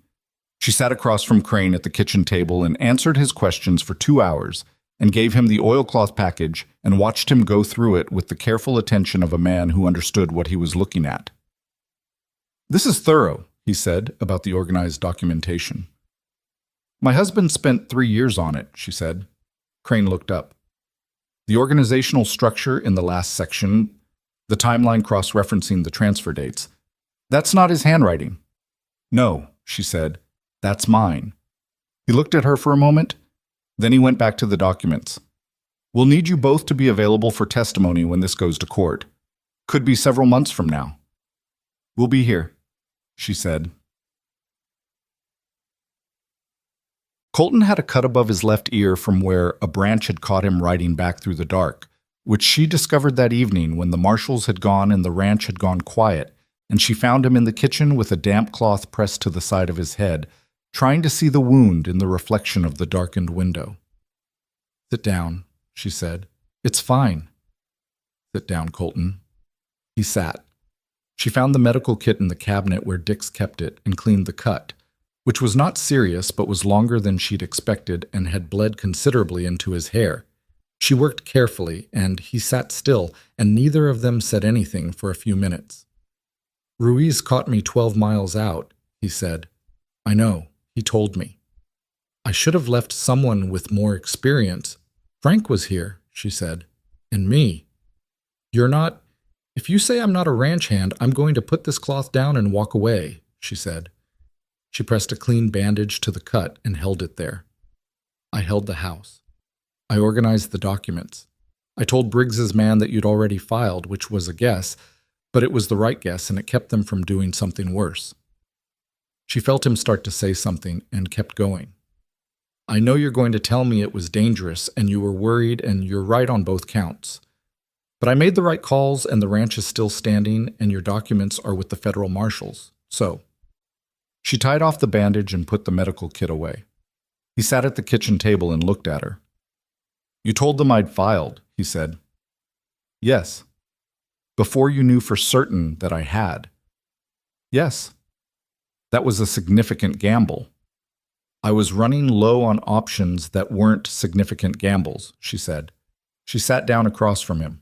The kitchen was quiet, just the sound of the stove and the wind outside, and somewhere in the bunkhouse, Pete saying something that made Ruiz laugh, which was a sound she hadn't heard from Ruiz before. Did you file? Before you turned around? I filed at 4 p.m, he said. Crane and Whitfield were already being briefed on the case when Ruiz's wire reached the office. We rode out the next morning. She let out a breath she'd been holding in some form since the morning the riders had come out of the east tree line. All right, she said. Good. He was looking at her with the expression she'd been learning to read, the one that had something underneath it that he hadn't decided yet whether to say. What? She said. I left you here, he said. I knew it was a risk, and I left anyway because getting to Cheyenne was the priority, and you told me to go, and you were right. But I've been thinking about those 3 days since Ruiz found me on the road, and He stopped. I don't know how to say this right. Try, she said. He looked at the table. I've been running this ranch alone for 12 years. I make decisions, and they affect people, and I'm used to being the one who carries that. He paused. I rode back here thinking about what could have gone wrong, and it was the worst 3 hours I've had in a long time, and I don't... He stopped again. I'm not used to it mattering this much. The kitchen was very still. Whether someone was all right, he said. It's been a while since that was... He gave up on the sentence. I'm saying it badly. No, she said. You're saying it fine. She reached across the table and put her hand over his, which was something she hadn't done before. And she felt him go still the way people go still when something unexpected turns out to be exactly right. They stayed like that for a moment. Outside, the wind pressed against the kitchen window and the stove ticked warmly and the bunkhouse was quiet now. The court case, she said eventually. It's going to make things complicated for a while. Yes. People are going to know the full story. About Red Hollow, about how we... She searched for the right word. Came to be, he said. Yes. People are going to talk, he said. They already do. I know. She looked at their hands on the table. I want you to know that whatever they say about the way this started, I don't... She stopped. Started differently. I'm not sorry it happened the way it did. I want that to be clear. He looked at her. "Neither am I," he said. "Not for a minute of it." The news about Briggs's arrest spread through the territory, the way news spread in places where people depended on each other for information. Fast, not entirely accurate in the details, but accurate enough in the substance. Within 2 weeks, families who'd lost land to Briggs's scheme over the past 7 years began receiving letters from the federal marshal's office informing them that their cases were under review and that restitution proceedings had been initiated. The Dawson family, whose water rights had been fraudulently transferred in 1891, got their letter on a Thursday.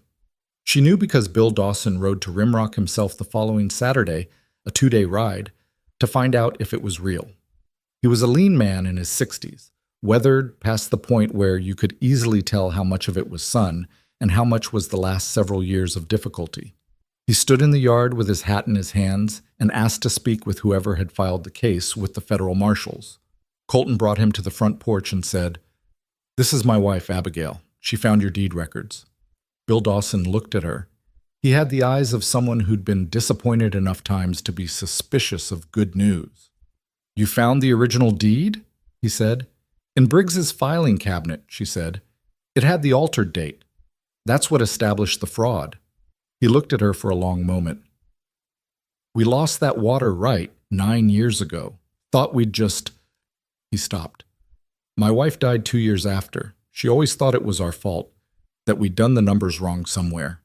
He was quiet. "It wasn't our fault." "No," Abigail said. "It wasn't." He put his hat back on. He didn't say anything else for a moment. Then he said, "Thank you," and the word had more weight in it than most words carried. Bill Dawson wasn't the last. In the weeks that followed, she lost count of the number of people who came to Rimrock, some to ask questions about the case, some to offer information that strengthened the testimony, some just to stand in the yard and be told that what had been done to them had been seen and named and was being addressed. She talked to all of them. She learned 30 versions of the same story, 30 families with 30 sets of numbers that didn't add up and land that had been lost in ways that never quite made sense until now. Colton was present for most of these conversations, but he had a way of positioning himself slightly to the side that meant she was the one people talked to directly, and she understood gradually that this was intentional, that he was giving her the room to be the person in this story that she actually was, rather than standing in front of it. She appreciated it. She told him so one evening. "You found the records," he said. "You organized the case. You held the ranch when I wasn't here. Those are facts. I'm not going to stand in front of facts. Plenty of men would. Plenty of men are idiots," he said. She laughed. She surprised herself with it. It came out real, unrehearsed, the kind of laugh you don't plan. He looked at her when it happened with an expression that was the closest thing to uncomplicated happiness she'd seen on his face. Lust. The trial date was set for March, which gave them the winter to get through first. Winter at Rimrock was serious business. Temperatures that made the border country feel like a different world from the plateau. Snow that came in sheets off the northern ridges and stayed for weeks. The constant vigilance of keeping livestock alive in conditions that were mostly indifferent to the effort. She'd worried, going into it, that she didn't know enough. She didn't. But she learned fast and from good teachers, Frank and Ruiz and Dix in his way, and Colton, who taught without making it feel like teaching, which was a skill she'd come to think of as the best kind. She made mistakes. She miscalculated feed quantities in November, and they came up short for 2 weeks, which required an expensive emergency purchase from a supplier in the north, and which she didn't try to minimize when she told Colton about it. She misjudged the ice on the east water tank in December and went through it to her knee, which was cold and undignified, and meant Dix had strong opinions about her footwear for a week. She handled a difficult calving alone in January because Frank was down with a fever and Ruiz was on the far pasture. And she did it right, but it took her 3 hours, and she was shaking by the end, and she sat in the barn afterward for 20 minutes before she had the energy to go back to the house. Colton found her sitting in the barn and sat down beside her in the straw without asking questions. "Calf's okay?" he said. "Calf's fine," she said. "She's feeding." He nodded. They sat in the barn in the cold and the smell of hay and livestock, and she felt the 3 hours drain out of her slowly, and the shaking subside, and the silence between them was not empty, but full of something that had been building since the day she'd stepped down from a wagon in a strange yard in her good blue dress and picked up her own bags. "I'm not sorry I stayed," she said, "when you told me to leave if things went wrong. I'm not sorry I didn't." "I know," he said. "I want to be clear that I understood the risk. I know that too. Because I don't want you to think, Abigail." He wasn't impatient, just certain. "I know who you are. I figured it out pretty early on." She looked at him in the dim barn light. "You figured it out before I did," she said. "Maybe." He looked at the calf, who was on her feet now, ungainly and certain, working at the business of being alive. "I don't know about that." She leaned against his shoulder. It wasn't a decision exactly, more like something that happened when the distance between two people has been decreasing steadily for months and eventually reaches zero. He didn't move away. After a moment, his arm came around her in a way that was careful and deliberate and nothing like accidental. They sat in the barn and listened to the calf and the wind outside and the sounds of the ranch around them, and neither of them said anything else for a while. And the quiet was the best kind. The kind that doesn't need filling. Red Hollow looked the same in March as it had in December, which it looked the same as it had in every other season of Abigail's life. Same dirt street, same faded saloon sign, same storefronts with their familiar arrangements. She'd been back twice in the winter for court-related business, and both times had walked the main street in the same way she'd always walked it, and both times had felt the difference that had nothing to do with the street. The trial lasted 4 days. The federal court had been set up in the county seat, 20 miles north of Red Hollow, in a building that smelled of new timber and wood smoke and the particular formality of a proceeding that people understood mattered. The courtroom was full on every day of it. Abigail testified on the second day. She sat in the witness chair and answered questions from the federal prosecutor for 90 minutes, and then from Briggs's defense attorney for another 40. And she answered everything directly and didn't embellish and didn't soften. And when the defense attorney tried to suggest that her testimony was motivated by personal grievance, she said, "My testimony is motivated by the fact that 30 families lost land and livelihoods to a scheme that my husband documented for 3 years and that I had the opportunity to help bring to court. If you want to call that personal, I suppose it is." The courtroom had been quiet when she walked in. It was quieter when she said that. Colton testified on the third day. He was in the witness chair for 2 hours, and his testimony was the kind that came from someone who'd spent 3 years making sure he knew exactly what he was talking about. Specific, documented, unassailable. She watched from the gallery and watched the jury watching him, and understood that the case was going to go the way it needed to go. Briggs was in the courtroom for all 4 days, seated at the defense table with the expensive posture of a man who has not yet fully accepted that his situation is what it is. He looked older than he'd looked in the fall. He looked, she thought, like a man who'd spent years being the person everyone was afraid of and was only now discovering what it felt like when that stopped being true. He looked at her once, on the second day, after her testimony. She held his gaze until he looked away. The verdict came on the afternoon of the 4th day. Guilty on 11 of 13 counts, including fraud, deed falsification, and coercion. Briggs's attorney was already filing for appeal before the judge had finished reading, which everyone in the courtroom understood to be the last move of someone who'd run out of better ones. Collier, who had cooperated with the prosecution, received a reduced sentence. The county sheriff was removed from office. The 31 families named in the fraud proceedings were formally notified that their restitution cases would be processed through the federal court over the following 18 months. Some of those families would get land back. Some would get compensation. Some of what had been taken was too thoroughly tangled in subsequent transactions to fully unwind. And that was the part that nobody talked about much, but that Abigail thought about. The part where justice was real but not complete, where the best available outcome still had edges that weren't clean. She stood outside this courthouse in the pale March afternoon and thought about her father and about 30 families and about edges that weren't clean. Tom Bleeker was on the courthouse steps. He'd been in the gallery for the verdict. He came down the steps and stopped a few feet from her and turned his hat in his hands. "Mrs. Hayes," he said. He couldn't quite meet her eyes. She waited. "I heard your testimony," he said. "About the records. About what you found." He stopped. "I just wanted to say—" "You don't need to say anything, Mr. Bleecker," she said. She wasn't cold about it. She wasn't warm about it either. She was honest about it, which was the only currency she trusted anymore. What happened in that courtroom happened because of the work, not because of anything that went before it. He nodded, relieved in the way that people are relieved when they're let off from a fuller accounting than they deserve. She knew that. She let it go anyway, because holding it would cost her more than releasing it. Colton came out of the courthouse and stood beside her and looked at Bleecker, and Bleecker looked at him. And something passed between them that was too complex for words and didn't require any. Bleecker went down the steps and walked away. "You all right?" Colton said. "Yes," she said. And then, because it was true and she'd learned to say true things when they were available, actually, yes. Not just saying it. He looked at her with the slight adjustment of expression that she'd learned meant he was reassessing something. "Good," he said. Martha Deer was across the street, watching. Two of the older women from the Red Hollow Church were beside her, also watching. Abigail met their eyes, not with defiance, not with triumph, just with the plain, settled look of someone who knows where she stands. One of the women nodded, not the nod of charity, not the nod of pity. Something else.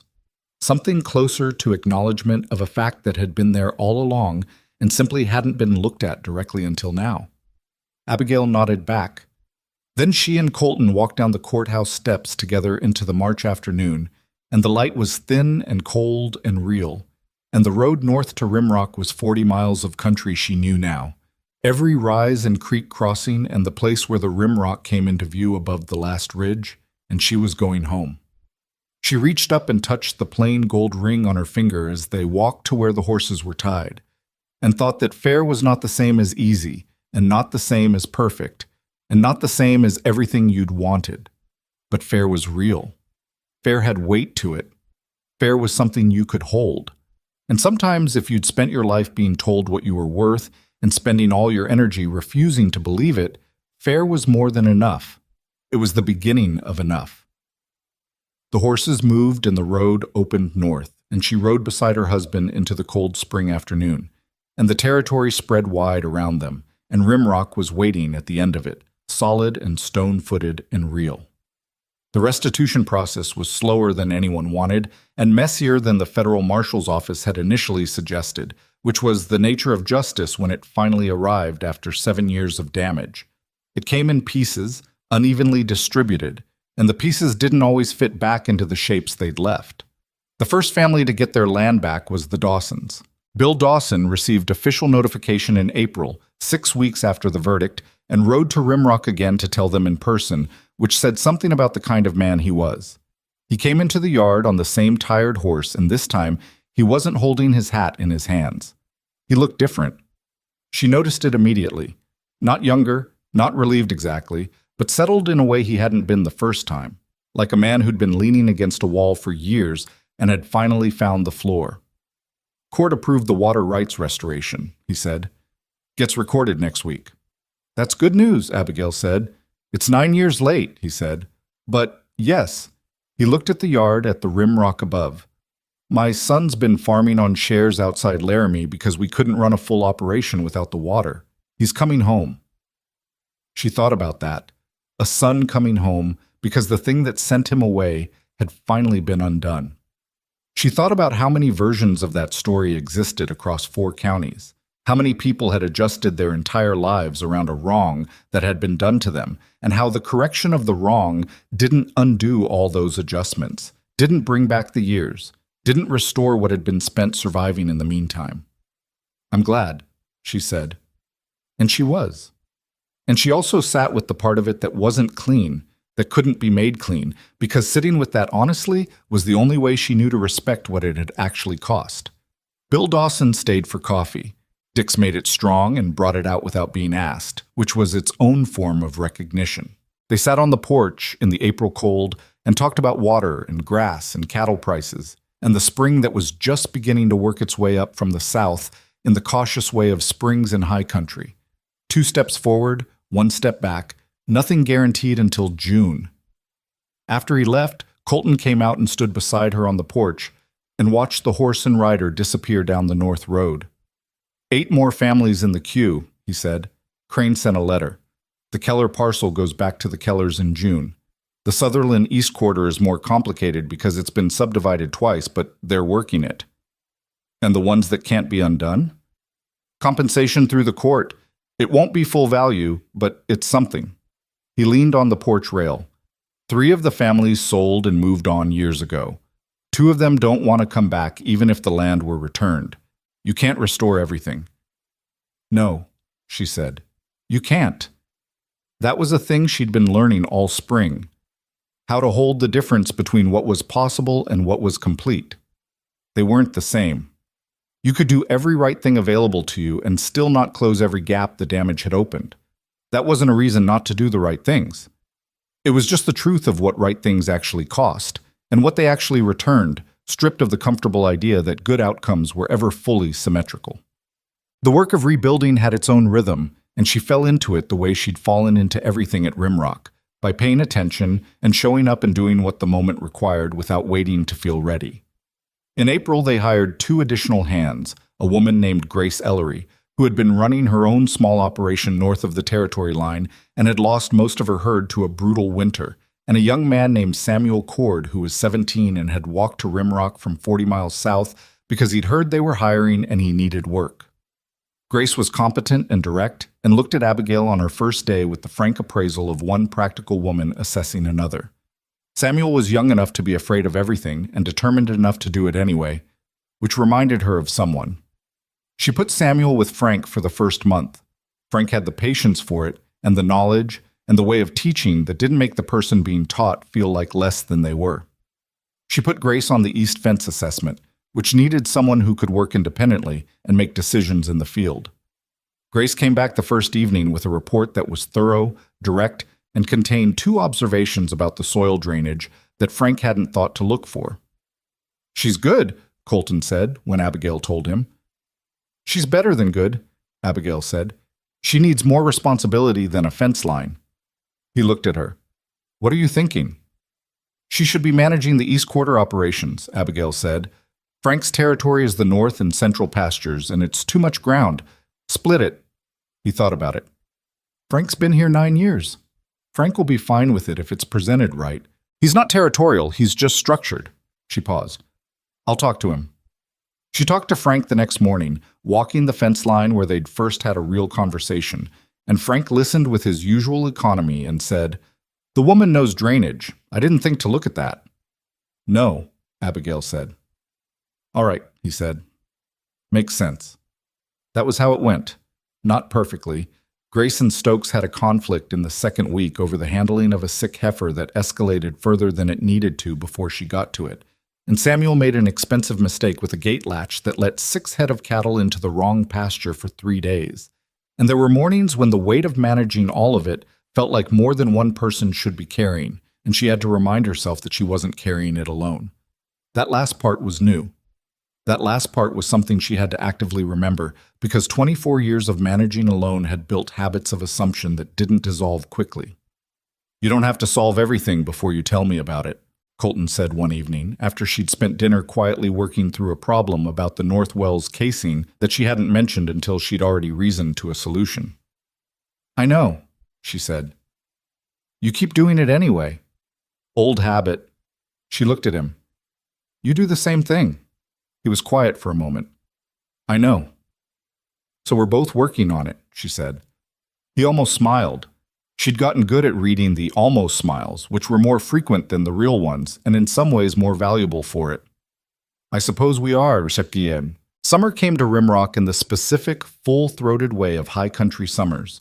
Sudden and bright and demanding, the grass growing fast and the cattle doing well, and the days long enough that she sometimes couldn't believe there was so much of them left when she finally came in from the pastures in the evening.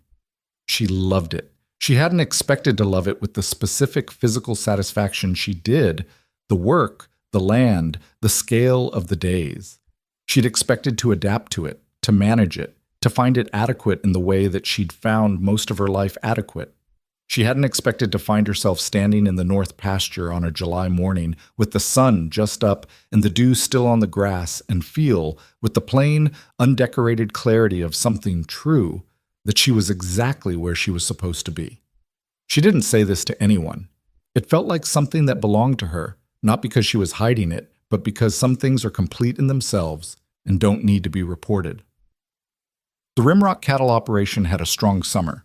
The calves from spring were healthy, the grass had recovered well from the previous 2 difficult winters, and Colton negotiated a contract with a buyer in Cheyenne that was the best price per head they'd gotten in 4 years. She was in the room for the negotiation, which she'd initially attended because she'd been working through the supply logistics, and Colton had said, "Come in, you know these numbers better than I do," and which she'd ended up contributing to substantially when the buyer tried to renegotiate the delivery terms in a way that was going to cost them 3 weeks of additional holding. The buyer had directed most of his remarks to Colton. She'd answered most of them, which the buyer had adjusted to with visible but managed surprise. By the end of the meeting, he was directing his remarks to her because she'd made it clear that was the efficient thing to do. Colton said nothing about this afterward. He signed the contract and handed her the copy to file and went out to check on the East Quarter. It was Ruiz who said something, and he said it in the way Ruiz said everything, without build-up, just the thing itself. "Good meeting." He was coiling rope by the barn and didn't look up. "You know when to push." "Thank you, Ruiz," she said. He nodded. The rope continued. That was Ruiz's version of a long speech. But the letter from the federal court came in August regarding the Turner property. She'd known it was coming. The Turner Ranch, her father's 42 acres, had been part of the Briggs fraud proceedings because the debt manipulation that had forced the original marriage arrangement had been documented and entered into evidence. The court had been sorting through what restitution looked like for that specific parcel since spring.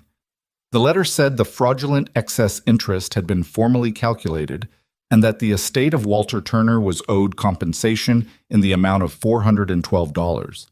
It also said that the current title arrangement, the property having transferred through the marriage settlement into the Hayes estate, was not subject to reversal, but that the compensation payment represented the court's acknowledgement of the fraud committed against Walter Turner.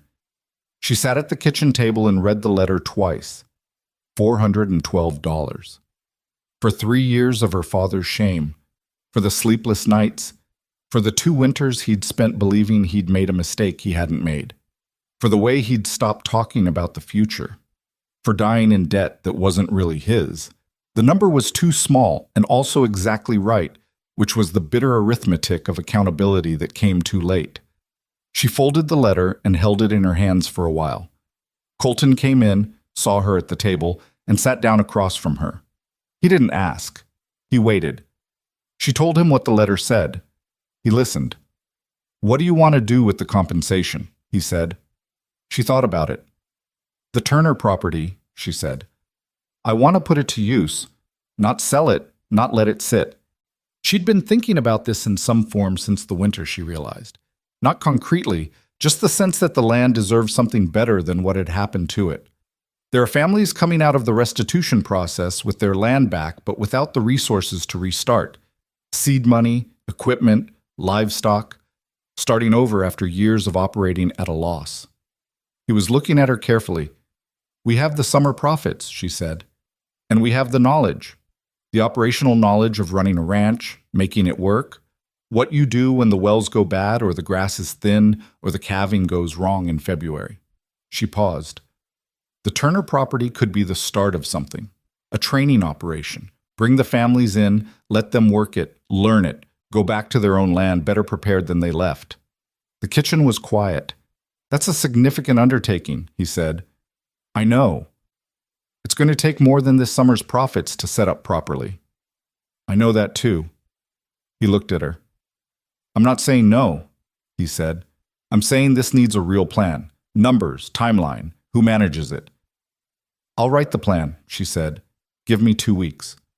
He looked at her for a moment longer than the practical question required, and she understood that the look wasn't about the plan. 2 weeks, he said. She wrote the plan in 11 days, It was 14 pages, which was more than she'd intended, but when she sat down with the numbers and the operational requirements, they kept producing more specificity, and she'd long since learned that specificity was the only thing that separated a real intention from a wishful one. Colton read it over 2 evenings. He made notes in the margins, not corrections exactly, more like additions, things he'd thought of that she hadn't covered, which was how she knew he was taking it seriously rather than managing her. He suggested Frank oversee the Turner property operations, which surprised her until she thought about it and realized it was exactly right. Frank was the best teacher on the ranch and had been doing this work long enough to know every variation of what could go wrong and how to work through it. She'd been thinking she would manage it herself, which was the old habit again, doing everything alone before remembering she didn't have to. Frank's going to want to talk about it himself, she said. He already knows I'm thinking about it, Colton said. I mentioned it yesterday. She looked at him. You mentioned it yesterday. I wanted to know if he was interested before we asked him to take it on. What did he say? Colton's almost smile. He said it was about time someone did something useful with that land. She laughed. The real kind again, unrehearsed. It happened more often now. She'd noticed it and deliberately not tried to account for it, because some things were better just accepted than explained. The Turner property training operation opened in the fall of that year, quietly and without ceremony, because neither she nor Colton were people who needed ceremony, and because the families coming onto the land didn't need ceremony either. They needed practical knowledge and a fair chance to build it, and those were things that started with work, not speeches. The first 3 families who came through were the Kellers, whose son had taken over the family operation, and 2 smaller families from the eastern part of the county, whose cases had been settled in the restitution process. They worked the Turner land through the fall and into the early winter, and Frank taught them what he knew about the soil and the water and the cattle and the 1,000 small decisions that made the difference between an operation that survived and one that didn't. She was there twice a week. She answered questions and checked the books, and sometimes just walked the land, her father's land, the 42 acres where she'd grown up and learned what she knew and become who she was, and let herself feel whatever the place asked her to feel, which was complicated and not always comfortable and entirely worth it. The older Keller son, a man of about 30 named James, who'd grown up on the property before it was lost, and who carried the particular tension of someone trying not to show how much something mattered, asked her one afternoon what made her think this would work. She thought about the honest answer. I don't know for certain that it will, she said, but I know that people with good land and no knowledge fail, and people with knowledge and no land also fail, and the Turner property has been sitting there not doing either for long enough. She looked at the fence line, the fields, the familiar angles of the property that had shaped the first 24 years of her life. And I know that my father worked this land honestly for 30 years and deserved better than what happened to it. So, she paused, that's enough reason to try. James Keller looked at the land and nodded slowly, the way people nod when something answers a question they've been carrying longer than the one they asked. What? The winter of that year was hard but manageable, which was the best you could say about winters in that country, and the best you could honestly hope for. The Rimrock herd came through well. The Turner property operation closed for the coldest 2 months, and the families went back to their own land with the fall's lessons and a list of contacts Frank had written out for them, suppliers, veterinarians, neighboring ranchers who were now, in the changed landscape that had followed Briggs's arrest, genuinely willing to help rather than quietly waiting for someone to fail. She and Colton spent those winter months at Rimrock, deep in the ordinary rhythms of a working ranch in cold weather. The constant maintenance, the livestock care, the accounts, the planning for spring. She understood by now that this was what most of it looked like. Not the courtroom, not the riders in the yard, not the 12 minutes in Briggs's office with a filing drawer open and her heart going too fast. Mostly, it looked like this. 2 people at a kitchen table with coffee going cold between them, working through what needed doing next. She'd stopped waiting for it to feel insufficient. It didn't. The ordinary was where the real work happened, and she'd come to think that people who were always reaching past the ordinary for something more dramatic were missing the point of almost everything. She said this to Colton one evening, expecting him to agree in his concise way, and instead he looked at her for a moment and said, "You didn't always think that." "No," she said, "I didn't." What changed? She thought about it honestly, the way she tried to think about everything now. "I used to believe that my life would start becoming real when something outside of it changed," she said. "When people stopped seeing me a certain way, or when the situation was different, or when something dramatic happened to shift it." She turned her coffee cup in her hands. "But nothing outside you actually changes what you know about yourself. It can confirm it. It can give you room to show it. But you already had to know." He was quiet for a moment. "And did you?" "No." "I thought I didn't," she said, "but I think I did. I just needed somewhere that let me show it." He looked at her. "Rimrock," he said. "You," she said, which was the truest version of it, and she'd been working up to saying it for almost a year, and it came out simply, without drama, which was the right way for true things to arrive. He reached across the table and took her hand.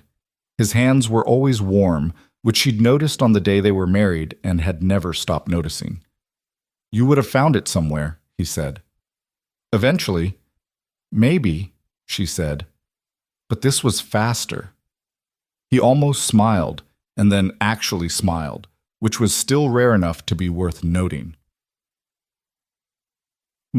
The following spring, Abigail stood in the north pasture of Rimrock on a morning that was finally unambiguously warm and watched Samuel Cord work a young horse on a long line with a focus and lightness of hand that Frank had spent the better part of a year teaching him. Samuel was 18 now and had grown 3 inches and could be trusted with nearly anything on the property, which was a transformation she'd watched happen incrementally, and that still managed to surprise her when she caught it whole. Grace Ellery came up beside her and watched the horse work. "He's getting good," Grace said. "He is," Abigail said. "Better than he thinks he is." "That's usually how it goes," Grace said. "The ones who think they're good stop learning. The ones who think they're not keep going." Abigail thought about being 24 and standing in a church in Red Hollow in a blue dress that pulled at the shoulders. About the word reasons said in a wagon heading north. About a filing cabinet in a dim office and her heart going so fast she'd felt it in her throat. About her father's name in a ledger and 30 families and fair. "Usually," she said. She'd been thinking lately about what her father would make of all of this. Not in a grieving way. The grief had moved, had become something less sharp and more solid, a weight she carried that had stopped being only painful and started being also a form of company. She thought he would have liked Colton, which was something she'd known since that first night in the curtainless room, when she'd watched how Colton listened and remembered that her father had been a man who listened the same way. She thought he would have been proud of the Turner property operation, would have liked knowing that the land was doing what it was always supposed to do, producing something, sustaining people, being useful in the plain, honest sense of the word. She thought he would have looked at her and seen someone he recognized, but wouldn't have quite expected, and she thought that would have made him happy. Not proud in the way people talked about parental pride, as if the child's achievement reflected back on the parent. Just happy, the way you're happy for someone you love when you see them become more fully what they already were. She missed him. She'd always miss him. That was not a problem to be solved. The letter that came in June was from the Wyoming Cattlemen's Association, which she'd attended twice as Colton's wife and once on her own, and which had a board that until this year had been made up entirely of men who'd been running cattle in the territory for 20 years or more. The letter asked if she would be willing to serve on the board's newly formed Land Governance Committee, which had been established in the wake of the Briggs case to review practices around debt financing and property transfer in the territory. She read it twice. Then she went and found Colton in the barn, where he was looking at the gray's front left leg, which had been tender since a bad step 3 weeks ago and was healing correctly but slowly. She showed him the letter. He read it, handed it back. "You should do it," he said. "It's a significant time commitment." "Yes. And it means representing the interests of ranchers in the territory in formal proceedings, which is something you're good at," he said. He went back to the horse's leg. "You should do it." She thought about Tom Bleecker sweeping his step, about Harlan Briggs in the doorway of her father's house with his patient, finished smile, about walking down a church aisle in Red Hollow in a dress that pulled at the shoulders while a street full of people waited to watch her be rejected. She thought about how she was not the same person who had walked that aisle, and also how she was entirely the same person, and how both of those things were true simultaneously, and neither one canceled the other. She wrote the letter of acceptance that afternoon. The years that followed were not simple, and they were not without difficulty, because nothing real is simple, and nothing worth doing is without difficulty, and she'd stopped expecting otherwise around the time she'd learned to read Colton's Almost Smiles. There were calving seasons that went wrong, and seasons that went right, and one terrible spring when they lost a quarter of the herd to a disease that swept through the northern pastures before they understood what it was. There were arguments, real ones, the kind that came from two people with strong views and the willingness to say what they thought, which was both the source of the arguments and the reason they got resolved. There was a night in the second winter when she told him that she sometimes still felt the weight of how she'd grown up, the accumulated record of how people had seen her. And he said, "I know," and didn't try to talk her out of it, which was the right thing and the harder thing, and which she appreciated more than any comfort would have been. There were good things, too, and she was deliberate about not letting them go unnoticed. The sun set in September that lit the rimrock above the ranch in colors she had no words for and didn't need any. The morning their daughter was born, late in a December that had been brutally cold. In the upstairs room with the thin white curtains, with Colton sitting beside the bed holding her hand hard enough to feel like an anchor. The day that daughter, Eleanor, for no reason except that it was a name they both liked, first walked across the kitchen floor toward Dix, who had become in his gruff sovereign way the child's favorite person on the property, and who received this information with the expression of a man who was profoundly moved and profoundly unwilling to admit it. Eleanor grew up on Rimrock the way children grow up on working ranches, knowing what things cost in labor before she knew what they cost in money, knowing how to be useful before she knew how to be impressive, knowing the land and the animals and the rhythms of a place that demanded honest attention to survive. She had Colton's eyes and Abigail's stubbornness, and a laugh that belonged to neither of them, which was its own argument for the unpredictability of people and the futility of expecting them to be only what their origins suggested. The Turner property training operation ran for 11 years before it was formalized into an arrangement with the Cattlemen's Association, with a proper charter and a small endowment that covered operating costs without requiring the Hayes Ranch to subsidize it indefinitely. By then it had worked with over 40 families. Some had gone on to operations that were thriving. Some had struggled. Some had sold and moved on. That was the range of outcomes for anything real. Not a uniform success, but a genuine contribution to the odds, which was what she'd set out to offer and what she believed it was honest to claim. Frank retired in the fourth year, which was not something she'd prepared herself for because she'd somehow assumed Frank would simply always be there, which was the kind of assumption you made about people who'd been solid and constant for long enough. He stayed in the territory, bought a small place south of Red Hollow, kept a few horses. She visited him twice a year, and they talked about the ranch and the land and nothing in particular, and he told her once, on the porch of his small house on a cold autumn afternoon, that watching her in those first months at Rimrock had been one of the more interesting things he'd seen in 40 years of working cattle, which from Frank was as close to a declaration as language allowed. She told him she'd learned more from him than he probably knew. He said probably in the non-committal way of someone who thought he probably knew. There's a thing that people say about women like Abigail Turner Hayes, women who come from positions of dismissal and become something that nobody predicted. They say that those women proved everyone wrong, as if the point of their lives was the refutation of other people's low expectations. She didn't think about it that way. She hadn't spent her life trying to prove anything to anyone, including herself. She'd spent it doing what the situation required, with what she had, in the places she found herself. The dignity in that wasn't in the outcome. It was in the doing. It was in showing up when things were hard and not dressing it up as anything other than what it was, hard things requiring you to show up. What she understood, in the way you understand things that have been earned rather than taught, was that the story people had told about her, the one that said her weight was her worth, and her appearance was her value, and her life would be the size of what others could imagine for her, was never the true story. It was their story, their limitation, their failure of vision, not hers. She had always been the person she became. She just needed ground to stand on. Colton had given her ground, the land had given her ground, the work had given her ground. And she had stood on it with both feet and done what there was to do, imperfectly and stubbornly, and with the specific, unglamorous persistence of someone who had been told their whole life that they were less than they were and had decided somewhere along the way not to accept the premise. The rimrock above the ranch caught the evening light in September the way it always did, holding the gold longer than anything below it, the stone face of the ridge going from orange to red to the deep rust color that only existed in those last minutes before dark. She stood on the porch and watched it the way she'd watched it hundreds of times. And it was not more beautiful than it had been the first time, and not less beautiful. It was just itself, which was enough. Behind her, the house was full of the sounds of the end of a working day. Colton coming in from the barn, Eleanor at the table with her schoolwork, Dix's movements in the kitchen that had their own particular rhythm after all these years.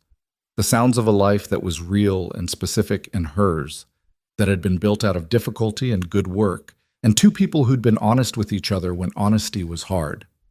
She'd been the woman nobody wanted, and the woman everybody underestimated, and the woman who walked into a filing cabinet in a dark office and came out with the thing that brought down 7 years of deliberate wrong. She'd been Walt Turner's daughter, carrying her own bags off a wagon in a strange yard, learning a language made of small, deliberate actions, sitting in a barn in the cold with a man who knew when to be quiet. She was Eleanor's mother and Colton's wife, and Frank's student and Dix's most tolerated kitchen intruder, and Ruiz's most efficiently acknowledged colleague, and the woman who wrote 14-page plans that turned out to be 12 pages, more than anyone else would have thought necessary, and exactly as long as they needed to be. She was the person who had always been there, waiting on the other side of a life that told her there wasn't room for her. There had always been room. It had just taken some doing to find it. The rimrock went dark. The stars came up, the same stars over the same ridge over the same land she'd come to 11 miles from the nearest town on a wagon loaded with empty crates and a trunk of her mother's quilts. She breathed the cold air and let the day settle out of her, and felt the particular peace of someone who is tired from work that mattered. Inside, Colton said something, and Eleanor laughed her laugh that didn't belong to either of them. Dick said something else in a tone that suggested he had opinions about the noise level in his kitchen.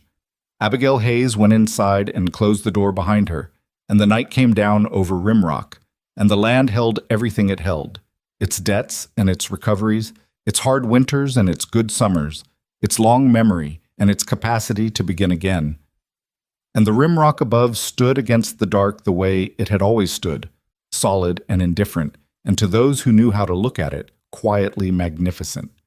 That was enough. That was finally and completely more than enough.